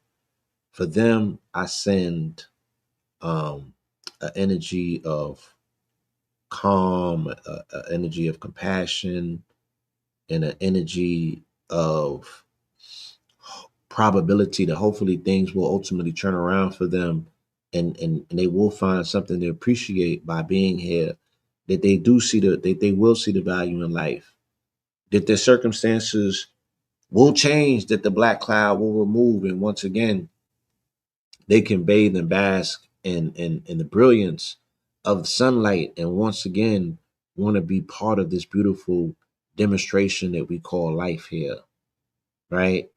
um let's hold space for them because they exist. They're out there. They might be our neighbors. They might be our partners, right? A lot of people are struggling right now with finding meaning.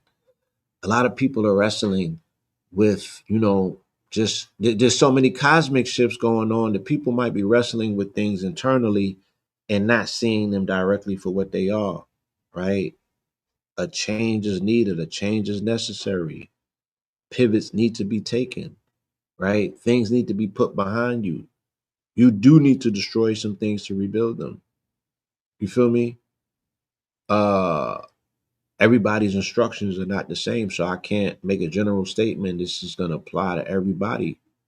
But I'm listening with my heart, and then I'm speaking from there. So hopefully there's somebody in the audience that needed to hear that, that needed this information, and they will turn that thread in that yarn into gold.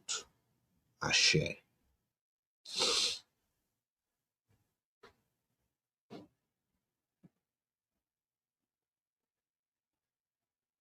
Yeah, let me do. I gotta take a I and I've never had to take a bathroom break for some odd reason. I take a bathroom break. Give me 1 second. I'm gonna put this mantra on one more again and just resonate with this mantra. I'll be right back. Shouldn't take long.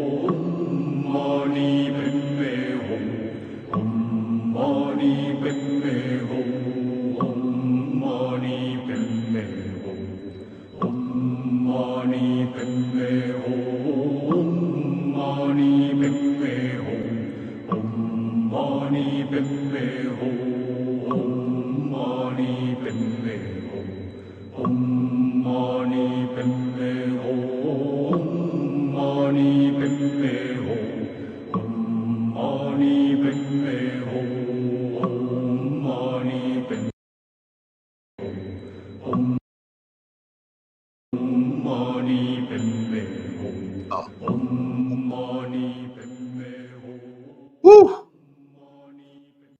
Ah, back. I needed that. My bad, y'all. Oh, all right. Let's get through this. We're almost finished. Getting through there. We are at Ecclesiastes. Ecclesiastes 7:25. I directed my mind to understand, to explore, to search out wisdom and explanations, and to understand the stupidity of wickedness and the folly of madness. Right. So once again, my challenge to whoever's in this community listening to this that considers themselves leaders or even a voice of reason in the community, right? Especially if you have the ear of young people, explore the folly of madness rather than ridiculing it. There's a teaching moment, as all teaching moments, or all moments that present themselves, especially in this community, are teaching moments. It's obviously the universe showing you that we have shifted and there's a moment to speak about it. And the universe offered us a moment to speak about it, I think, with the young Pharaoh situation, because it was almost on the last day of the Lionsgate, right? Around the same last day of the Dog's Day. Um, and it was a Leo aspect, and Leo deals with leadership, but it also deals with the fact that we are also in the throes of the shifting of the poles, the nodes, if you will, the north node and the south node flip. Leo is now in the south, and Aquarius is now in the north. And we have to be honest with ourselves about what Aquarian energy looks like, because we're going into the Aquarian age. And the Aquarian age is going to be populated by our children, by what we call the future. And there's a fight for the future that's taking place. It's taking place politically, it's taking place culturally, right? It's taking place scientifically. These are real fights that have taken place. What are we doing as a community to fight for our futures? What are we doing as a community to get in front of our children and affirm to them that we love them, that they're enough, right? As they are. Are they? Right? Are they? Because they're going to look different than the children of today. They're going to act different than the children of today. Are you still going to love them? Are they still enough, or do they need an enhancement? Right? Are they still enough, or do they need a neural link? Are they still enough, or do they need a procedure? So these are things that we got to pour into children right now. But you got to believe it for yourself. Are you enough? Right? Are you enough? Do you have a relationship with God? Do you got to walk around like a Power Ranger to think that you're powerful and that you know God, that you're one of the chosen, my nigga? Right? Do you need to be from a motherfucking tribe? Like, do you need the labels? Do you need the congregation? Do you need the community? Do you need the title? Are you enough? How do you know? Right? Somebody tells you so, or you telling this to yourself. How do you know? Have you tested it? Hmm? How are you showing up? So it's a moment that we can actually teach one another about the follies of madness, my nigga. Right? It's a cautionary tale. We should also say, yeah, when a nigga gets the tattoo on the right eye, because that's not the eye of Heru, that's the eye of Ra, right? What is happening with people when they put the eye with the tattoo on the right eye? Because it's across the board, nigga. It's like 4 for 4 at this point, right? I could pull some pictures up, I could pull some files up, but I want to talk about it rather than ridicule it because these are teaching moments. And for the next person that wants to come along and do that shit, just by us laughing at the person now that looks crazy with it on their face, that's not gonna be enough to say, yo, son, I wouldn't do that if I was you, right? Maybe you getting the eyes wrong and you're causing yourself some sort of possession.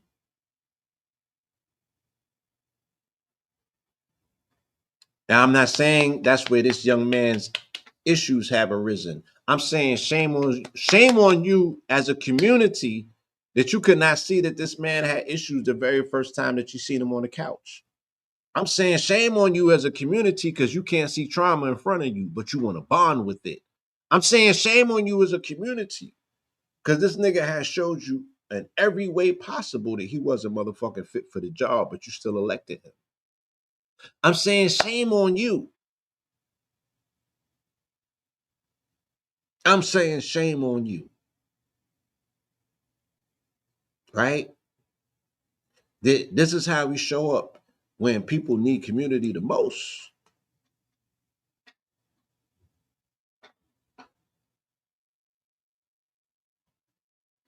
Take it how you want. Isaiah 8:16, a call to fear God. Many will stumble over these. They will fall and be broken. They will be ensnared and captured. Bind up the testimony and seal the law amongst my disciples. I will wait for the Lord who is hiding his face from the house of Jacob. I will put my trust in him. Okay.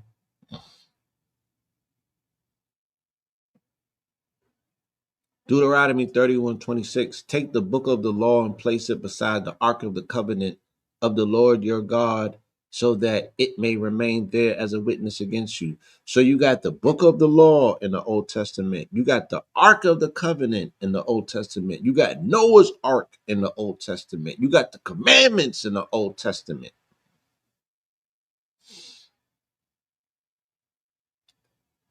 And they saying that all of that shit went out the window with the new covenant. So even the niggas that's running around here dressed like Power Rangers with shingles on, nigga, your services are no longer needed. You got canceled by Jesus. And now we're dealing with a paradigm shift. Now you're stuck in a reality that don't even have a background frequency or a foundation for your existence.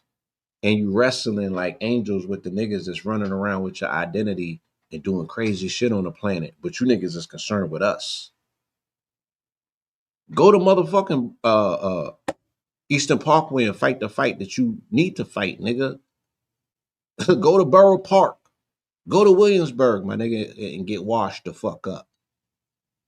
But you want to come around here and get washed up? I'm gonna give you what you want.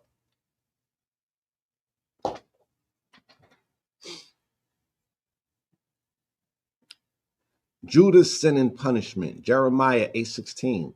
We hope for peace, but no good has come for a time of healing, but there was only terror. The snorting of enemy horses is heard from Dan. At the sound of the neighing of mighty steeds, the whole land quakes. They come to devour the land and everything in it, the city and all who dwell in it. For behold, I will send snakes amongst you, vipers that cannot be charmed, and they will bite you, declares the Lord. So Dan is the zodiac equivalent. The tribe of Dan is Scorpio and its zodiacal pairing, because all of these tribes are astrological motifs. None of these existed. They're not physical. All of this shit is a fairy tale. And I've been sitting up here, giving you niggas entertainment for 140 something weeks, but not no more. I'm gonna teach the shit the way it's supposed to be taught. You know what I'm saying? As a fairy tale fiction, shame on you niggas. Okay? And the root of mental illness is religious dogma, right? And shout out to KT. And the religious dogma is so inconsiderate or so insincere with where they get their information from. They put it right in the title, dogma, right? Or the dog star, the mother dog, Canis Major, Sirius. So you getting all your information from indigenous esoteric populations coming out of Kemet and other places like that, and putting all sorts of physical overlayings on things that are anthropomorphized because they're stories about the cosmos, nigga. Dogma, dog star, right? And all of this shit took place on the last day of dog. Nigga said, you barking like a dog. Hit dogs hot. No, the dog days was over the day before that. Ironically, right? So let's talk about this dog star. Shit crazy, man.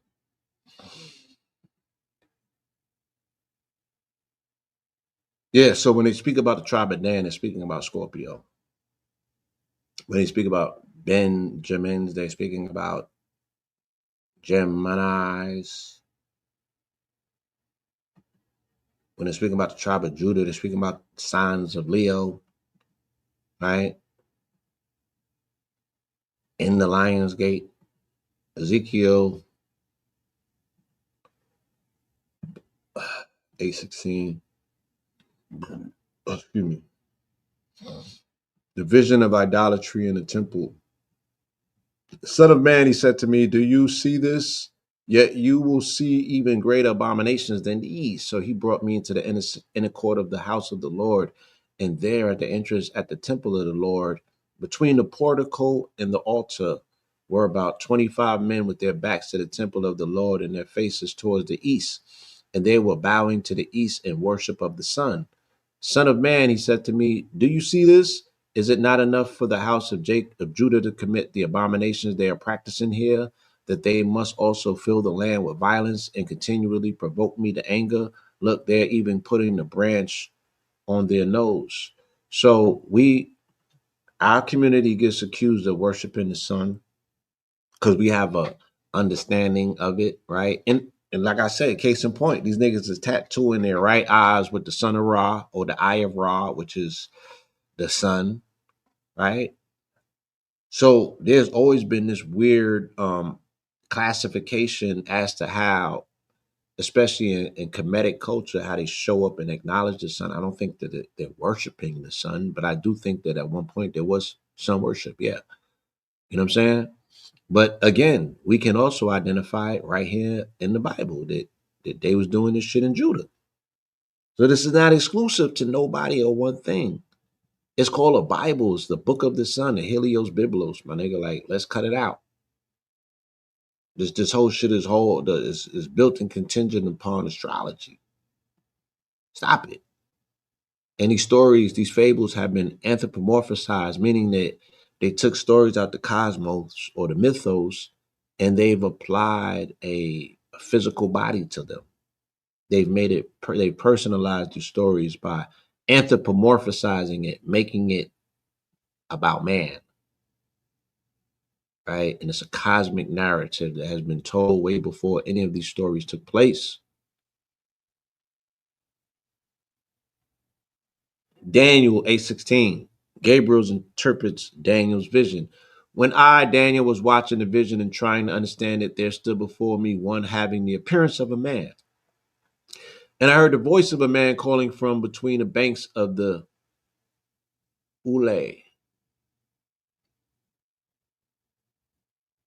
Gabriel explained the vision to this man. As he came near to where I stood, I was terrified and fell face down. Son of man, he said to me, understand that the vision concerns the time of the end. All right, so we had an end time vision. Okay. And this is Daniel, who was an advisor to Nebuchadnezzar, the Babylonian kings. He was a diviner, he was a seer or a dream interpreter. Okay. And he was giving them the sauce about what he seen and what was finna happen. But he was speaking in parables as well. Daniel 12:5. Then I, Daniel, looked and saw two others standing there, one on this bank of the river and one on the opposite bank. One of them said to the man dressed in linen, who was above the waters of the river, how long until the fulfillment of these wonders? And the man dressed in linen, who was above the waters of the river, raised his right hand and his left hand towards heaven. And I heard him swear by him who lives forever, saying, it will be for a time and times and half a time. When the power of the holy people has finally been shattered, all these things will be completed. Right? So strap in, my niggas. We ain't going nowhere. If that's the case, we got a lot more to go. We're going to do Hosea the 8:14. We don't got a 16 in here. Israel will reap the whirlwind, right? Though they will offer sacrifices as gifts to me, and though they eat the meat, pause, the Lord does not accept them. Now he will remember their iniquity and punish their sins. They will return to Egypt. Israel has forgotten his maker and built palaces. Judah has multiplied its fortified cities, but I will send fire upon their cities and it will consume their citadels. Okay? So that's what's being promised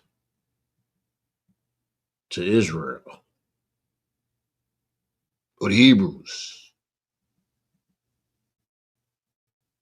Right? The people is fighting over who's cosplaying who, right? Only to assume the identity to incur the curse. Feel me? Jeremiah 22:13. Woe to him who builds his palace by unrighteousness and his upper rooms without justice, who makes his countrymen serve without pay and fails to pay their wages.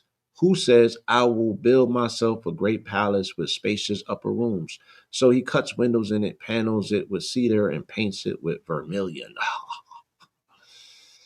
Balling out, ain't you? Little nigga. Let's get to Amos. Come on, we gotta speed this up. Amos 8. Again, we got another 8:14. Let's just run it. The basket of ripe fruit. In that day, the lovely young women, the young men as well, will faint from thirst. Those who swear by the guilt of Samaria and say, as surely as your God lives, O Dan, or as surely as the way of Beersheba lives, they will fall, never to rise again.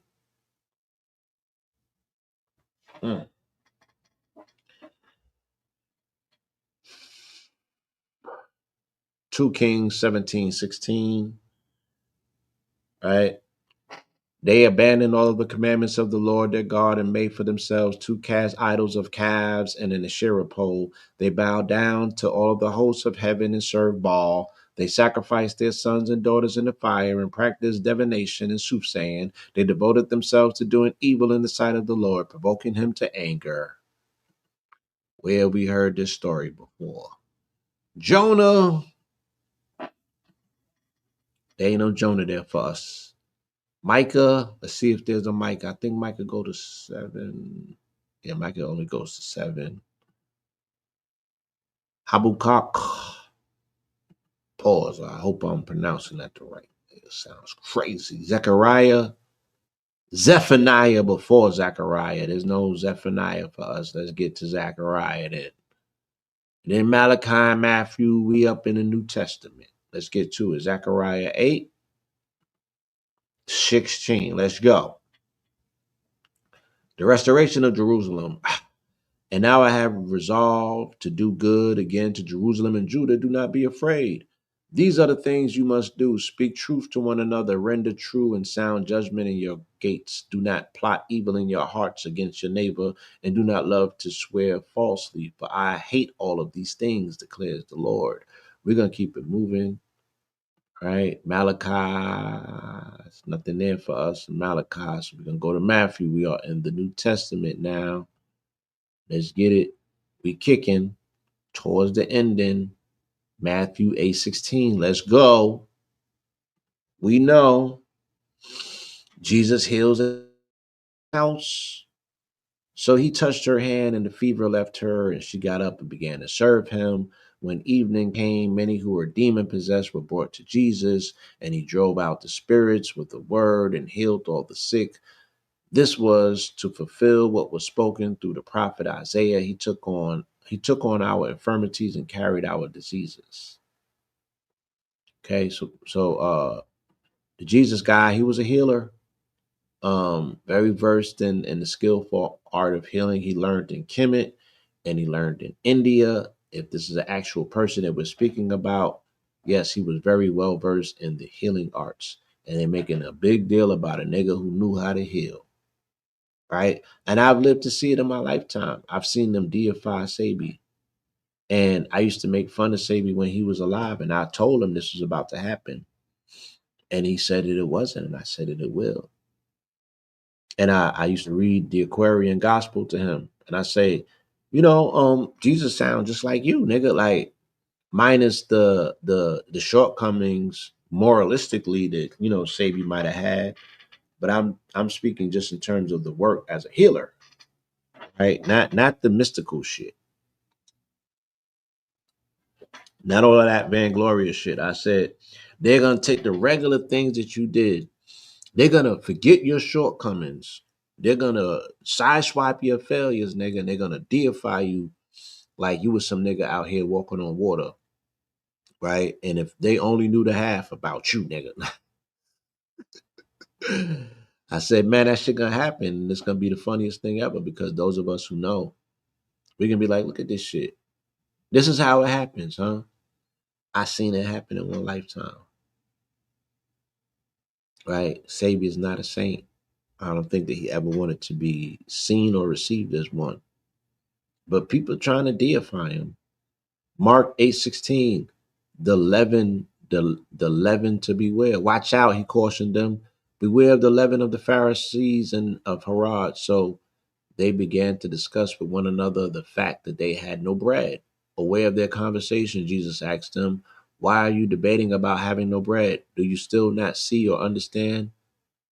Do you have such hard hearts? We're going to do a cross reference. Mark 6:37. But Jesus told them, you give them something to eat. They asked him, should we go out and spend 200 denarii to give all of them bread to eat? Go and see how many loaves you have, he told them. And after checking, he said 5 and 2 fish.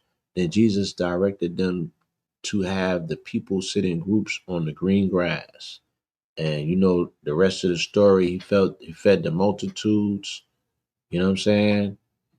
Um, I read some information the other day about bread in the United States and how they got this one ingredient in it that's super toxic, that's slowly killing us because it debilitates our liver and our kidney. And they have not taken it out. You can find it in bread, you can find it in pancake mix, you can find it in a lot of places. So I am putting an open call out. There's a need and a necessity. Say I'm gonna start growing the lettuce, right? I could cover that base. I got a lot of different hydroponic units that we can cover. We could grow lettuce. I'll have hundreds of lettuces ready in about a month, right? The lettuce ain't the issue no more. We could cover the lettuce. We need to make bread, but we need to make bread daily. like our daily bread. And we need to not put the ingredients in it that's destroying it or destroying our kidneys and our livers. I'm gonna put a post up about what that exact ingredient is, but we got to make our own bread. That's the bottom line. It's coming down to that. We already did. I used to shop for bread and I couldn't find no bread without milk in it. It was only like two brands. It was super frustrating, right? They sneak certain things and everything just to ruin it. So we got to make our own bread, and it's not as hard as it seems. The lesson of the lamp, Luke 8:16. But the seeds on good soil are those with a noble and good heart who hear the word, cling to it, and by persevering produce a crop. No one lights a lamp and covers it with a jar or puts it under a bed. Instead, he sets it on a stand so those who enter can see the light. For there is nothing hidden that will not be disclosed, and nothing concealed that will not be made known and brought to the light. And that's the era that we're in. That's what these eclipses are about. That's what these transits are saying. And that these are the things that we're seeing. And I cannot instruct or tell you how to respond when you see the things that you don't expect to see, when you see the things that were hidden that they're now visible. I cannot instruct you how to respond. I can only say that, there's a device or a mechanism with making people more complacent. The more that you put stuff in their face, they're not gonna do nothing, like the Epstein files, right? People work themselves up and they wanted it, but it's the same thing. It always goes back to jail felony. I can give it to you, but what you gonna do with it? You know what I'm saying? And it's unfortunate that the answer to that most times is nothing. The people are gonna do nothing with it because they're not prepared. They want it, they just don't know what to do with it. Thank you. Yeah, potassium bromine. Potassium bromine. We gotta attack that. And that gives us once again an opportunity to flourish as community if we're willing to do for self, like birthday boy Marcus Mosiah Garvey said. If we're willing to do for self and create a network, right? If we can come, if we could figure out what's called logistics, getting things from point A to point B to our clients slash customers, then we can qualify getting people fresh produce that they need.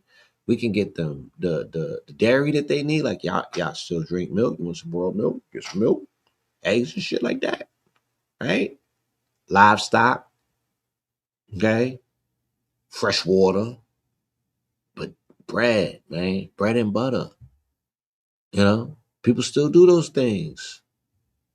Feel me? People still do those things. Everybody ain't vegan. You know what I'm saying? And it leaves us a grand opportunity to be in business for one another. I have not given up on the melanated business, unlike what the brother said at EYL. I'll get back to that. Kosher, yes, yes. We can create a new space, right, to dominate and provide kosher items. Shout out to my Hebrew brothers. And we're going to be hiring and looking to work in concert. I'm not being facetious when I say this because I have elders that are Hebrew. I got a stepfather that's Hebrew, right? Who resonate with the information. I got many friends and family. So again, I never want to make something personal be about the community or be about a whole genre of people.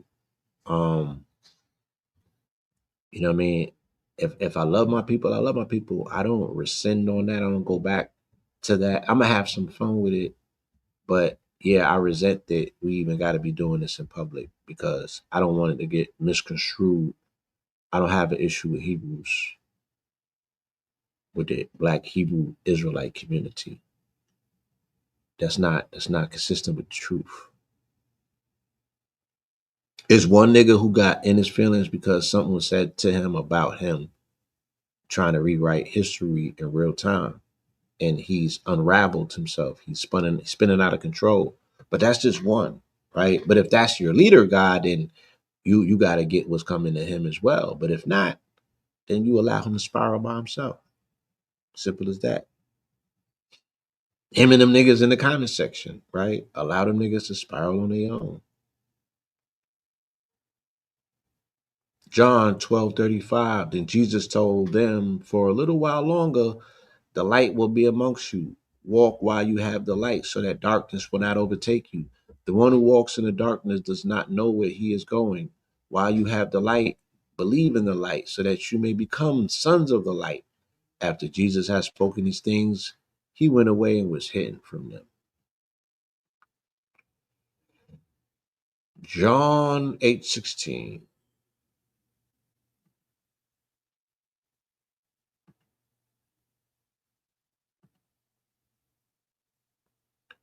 The woman caught in adultery, you judge according to the flesh. I judge no one.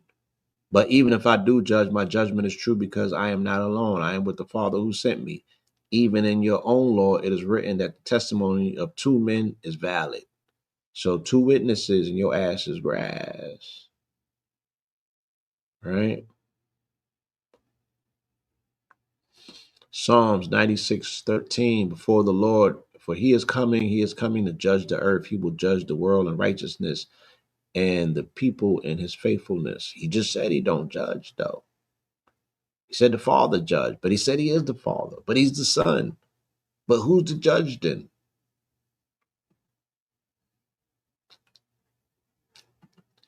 Acts 8:16. Simon the sorcerer.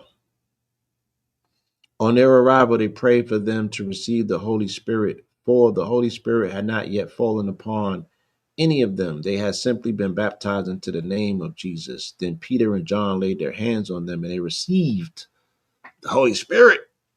Let's go into Romans. All right, we almost there, y'all.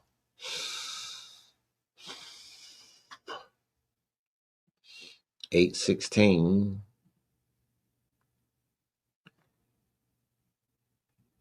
Heirs with Christ. For you do not receive a spirit of slavery that returns you to fear, but you receive the spirit of sonship, by whom we cry, Abba, Father. The Spirit himself testifies with our spirit that we are God's children. And if we are children, then we are heirs, heirs of God and co-heirs of Christ. If indeed we suffer with him, so that we may also be glorified with him. Right? So they're like, you know what I mean? Stay down until you come up. If you suffer with me, then you get to, you know what I'm saying? You get to eat steak with me as well. That's what they're telling them. Right? That's a hell of a compromise, I guess. 1 Corinthians 2:10, but God has revealed it to us by the Spirit. The Spirit searches all things, even the deep things of God.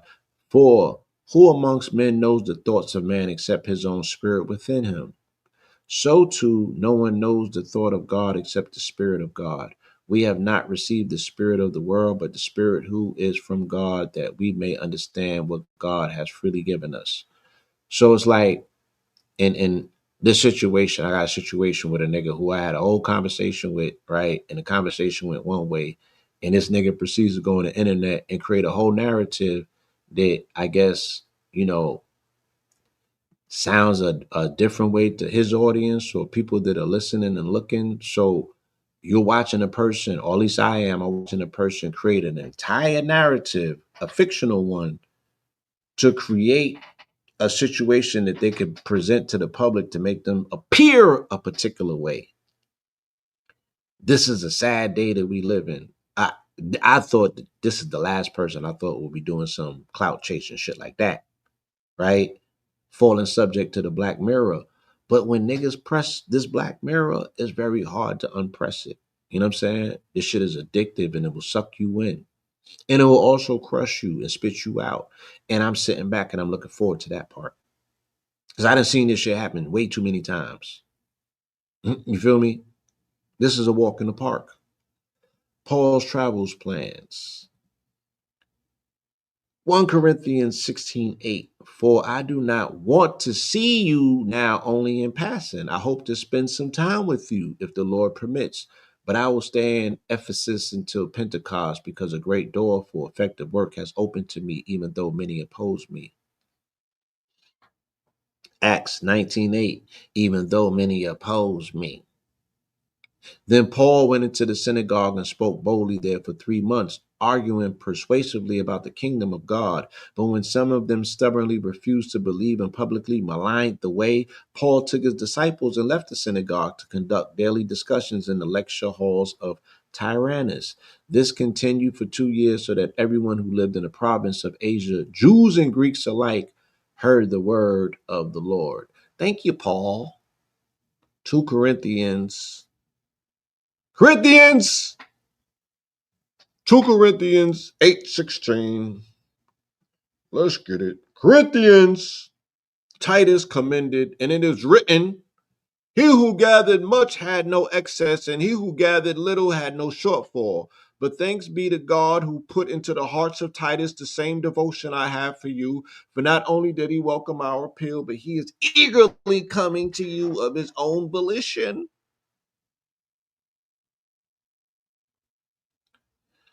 Let's do a cross reference. Philippians 2:25. But I thought it necessary to send back to you Epaphroditus, my brother, fellow worker, and fellow soldier, who was also your messenger and minister to my needs. For he has been longing for all of you and is distressed because you heard he was ill. He was sick indeed, nearly unto death, but God had mercy unto him, and not only on him, but also on me, to spare me sorrow upon sorrow. Galatians. No Galatians.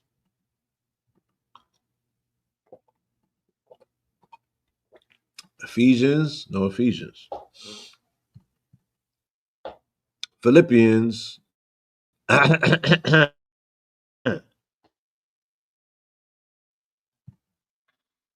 Philippians.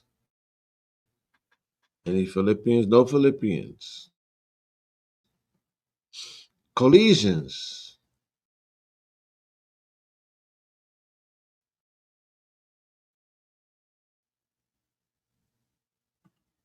Hebrews. Go straight to Hebrews. There's no 8:16 in Hebrews. So we're going to go to 8:7. We're going to reduce the 16 to a 7. And we're going to go to Hebrews 8:7, the new covenant. Now, this again, this part here is crazy because this is the organization Polite named his organization New Covenant, if you guys don't remember. And it was a very massive debate that took place, a circus act between Tazariot and Polite when the Hebrews was on trial. I remember that. I was there, right? And Polite's New Covenant, interestingly enough, this is after he shot the Bible up. And I think that he was pressing the line to say that, because there was a new covenant formed, like he might have even went biblical on them. The new covenant does away with the old covenant. So is there even a foundation for Hebrew Israelites to stand on in a Christian world? And this shit is controversial. And I really don't like going there because I don't attest to either, right? I'm somewhere outside of the conversation altogether, observing like a watcher, right? And I play my part coincidingly, right?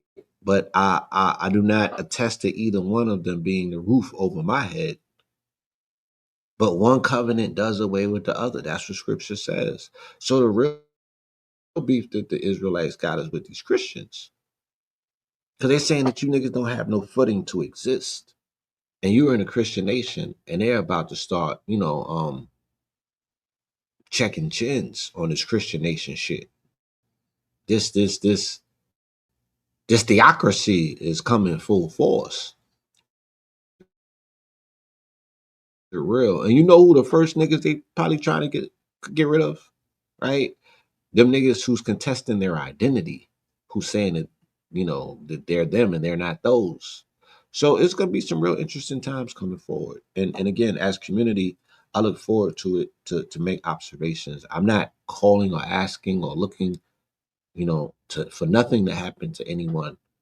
I'm just saying that we in them times and we about to see, you know what I'm saying, what's real and what's not.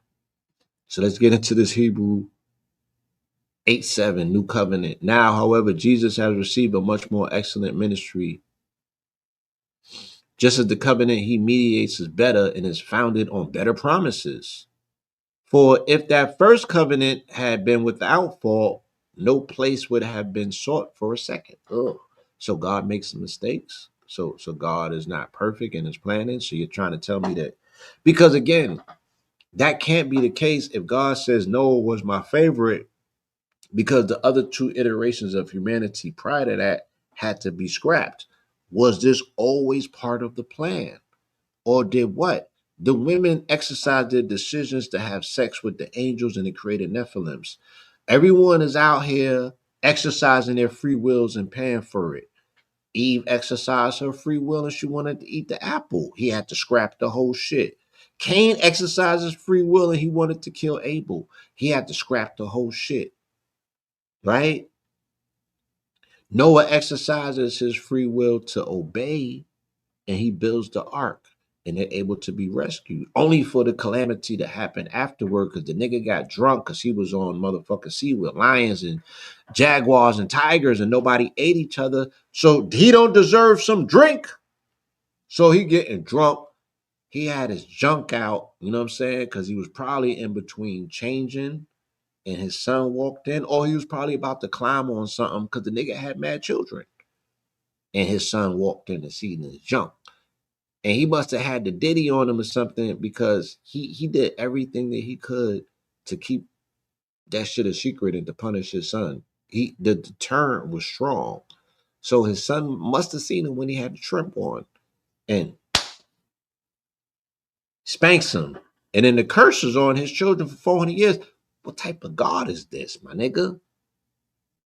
Type of God is this? You got a heavy ass hand on people exercising their free wills when that's what you endowed them with in the beginning to make them separate from everybody else. But then they got to pay a heavy price every time they do something that seems that it's outside of the constraints or the bounds of how you want them to be in their perfection. My nigga, why didn't you make them perfect? Why don't you put them in a perfect pairing or a perfect place? How did they have to get their heads beat in and Kemet until you gave them a promised land? You didn't have a garden. You didn't have a home for your children, nigga. And these your babies, your chosen ones. Their God got issues. It's not even the people. It's a trickle down process. Your Godhead seems like it got a fucking head cold. Your Godhead seems like the brains might be a little scrambled. So when I see the people skitsing and tweaking out, my nigga, if they're connected to a godhead that might be a mushroom brain, my nigga, let's read further. For if that first covenant had been without fault, whose fault was it? No place would have been sought for a second. Yeah, everything starts on the one, not the two, my nigga. I mean, a remix is cool, but it totally denotes and desecrates the people who had already pledged to um the first thing.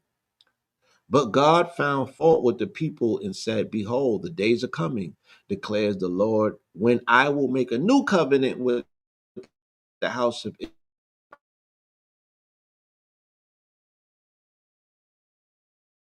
the house of Judah. The house of Judah on the last day of the lion's gate. That's cute, my nigga. The house of Judah. Your covenant is up. Your covenant is up. Right? We had a street covenant. We had peace in these streets. We had an understanding that shit is up now. It's over. Right? And a new I'm agreeing with God on this one. Okay.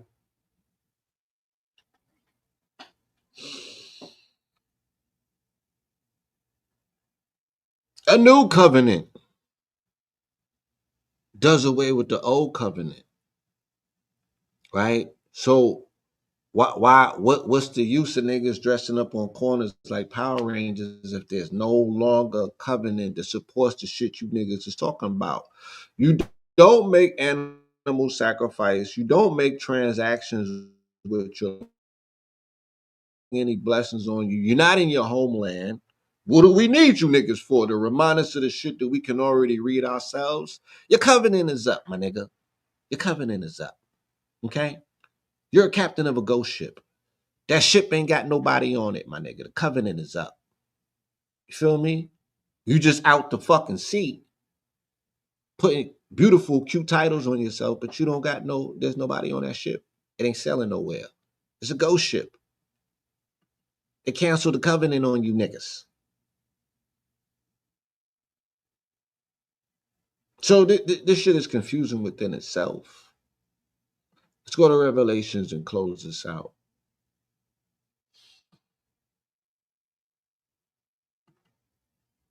But yeah, all that shit is dead now, you know? Let's do Revelations 8:7 because ain't no. We'll do 8:7 and we'll do 16:8 because that was interesting.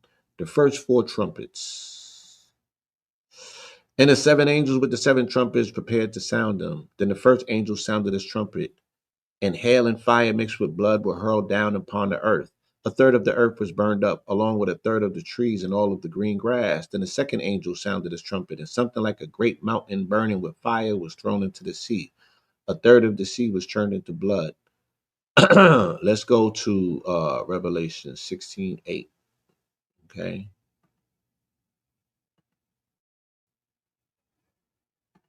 And we'll close out here. All right. 16:8.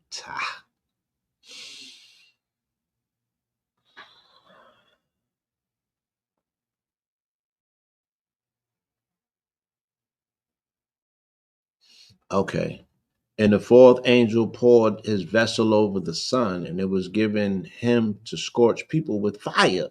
And the children of men were scorched with great heat, and they blasphemed the name of God who has authority over these plagues, and they did not repent to give him glory. Okay. So the heat is on, right? We're in a very tumultuous period of this summer. We're past the dog days, but we're still in the Jason months. You know what I'm saying? And the sun is still up, and the heat is still on, and it's about to be about 100 more degrees hotter in these streets.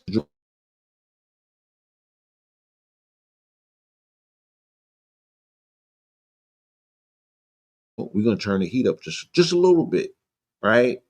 And see the covenant is motherfucking shattered. And with that, I want to say peace, love, and light. All right. You can make a contribution and a donation to today's presentation by following the instructions on the screen.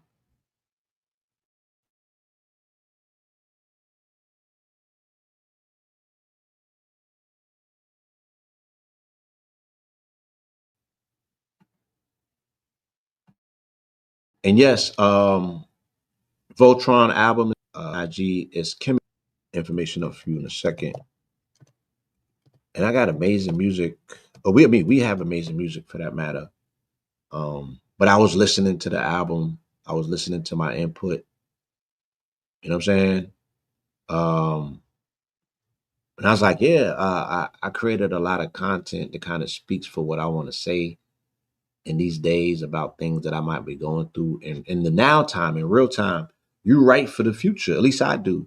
I wrote for situations that I find myself in now that I already got commentary for.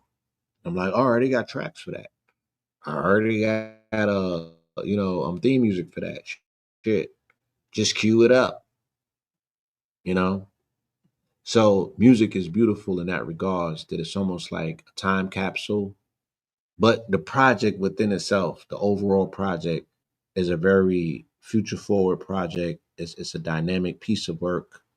Um, some of our best. I think that Kambada sounded his best. He is trying out new things that have been unexpected. Um, I think that I sound my best. You feel me? And I think that Red can always use some improvement. And I'm not. It's not about how he sounds. Just about. I be like, less is more. Less is more. So we still got work to do with Red in that regards. And again, are just my opinions, and I don't know like what world, what simulation that we died and woke up into. But you can't share how you think. You can't tell people the truth. You can't stand on shit. Everything is not an attack. You ain't coming for people just because you don't agree with them. You're not coming for people because you got advice for them that makes them better. You know what I mean? You're not being facetious because you have a difference of opinion. It's like, these are my observations. I can do any and everything needed and necessary to explain to you why I feel the way that I do. Are you listening? Or you can only hear that I didn't agree with you. You can only hear that I got advice for you. You can only hear that, yo, you could do better, right? That and then niggas lose their cool, they lose their mind. Like, how dare you? Like, how dare I not? Because if I don't tell you and you continue, and this is not, again, I'm not personalizing it. This is with whatever. It's like, if I don't tell you and you continue with whatever you continuing with, then that's your excuse. Oh, you ain't say nothing. Oh, you ain't say nothing. Oh, it must be cool because nothing was said. Yeah, I'm saying something. Saying something. You know? And sometimes it'd be like this. It'd be like, now I gotta say something in public because I've been saying shit in private forever and nobody's listening. Sometimes it'd be some of that too. You know what I'm saying? That this is a sacred art form. And we're getting to a point in our age, you gotta understand that your voice is your instrument. You know, your lyrics are your legacy, right? We have to find better ways to attune our sound and our voice to the track, to the music. It has to have a better resonance. And yeah, you gotta, as artists, we should be looking to find that happy medium, that space within the beast that we can live forever.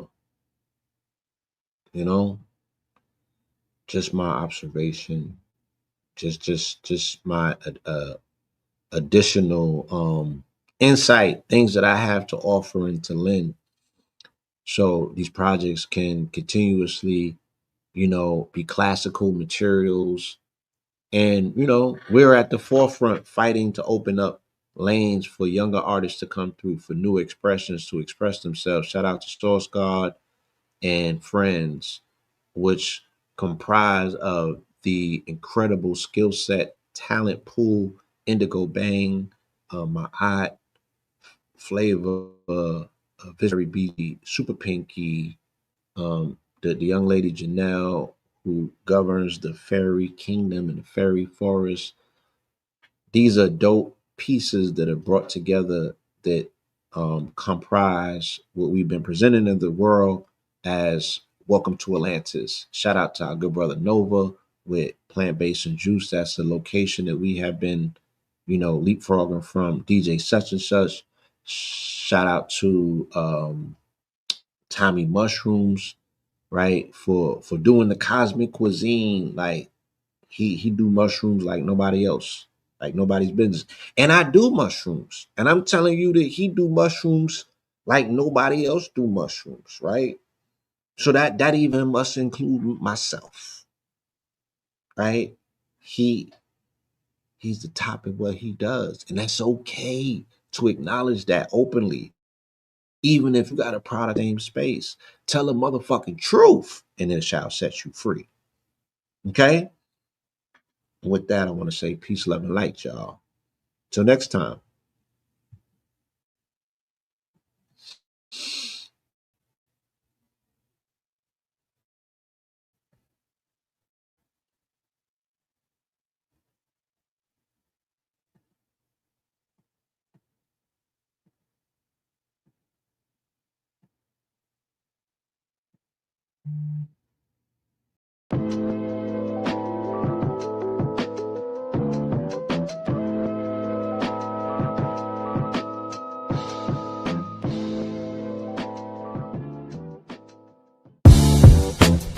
can't beat us, join us, please bring your coinage.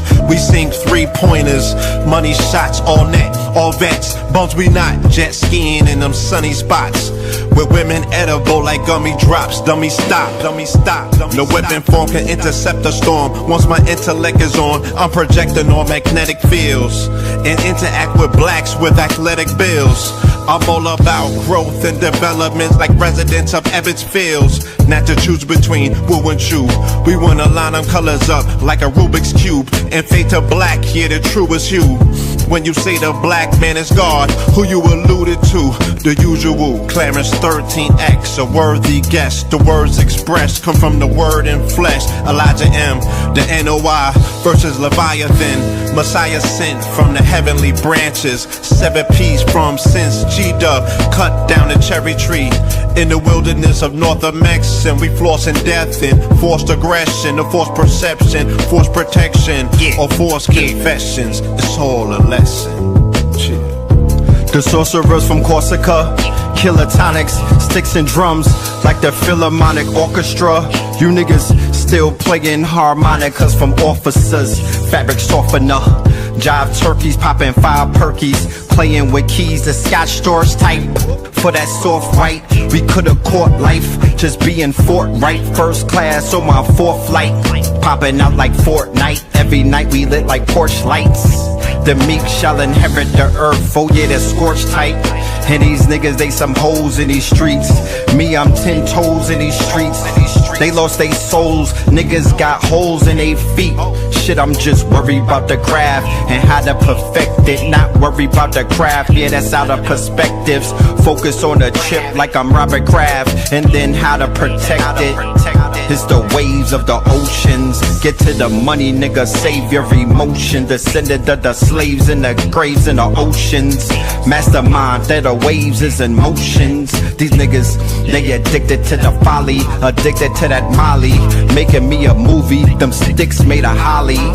I'm Dr. Manhattan, sitting on top of Manhattan. When I get all 5 rings, snap my fingers and pop up on satin. Dressed in all black, yeah, drop top the Phantom. Blast.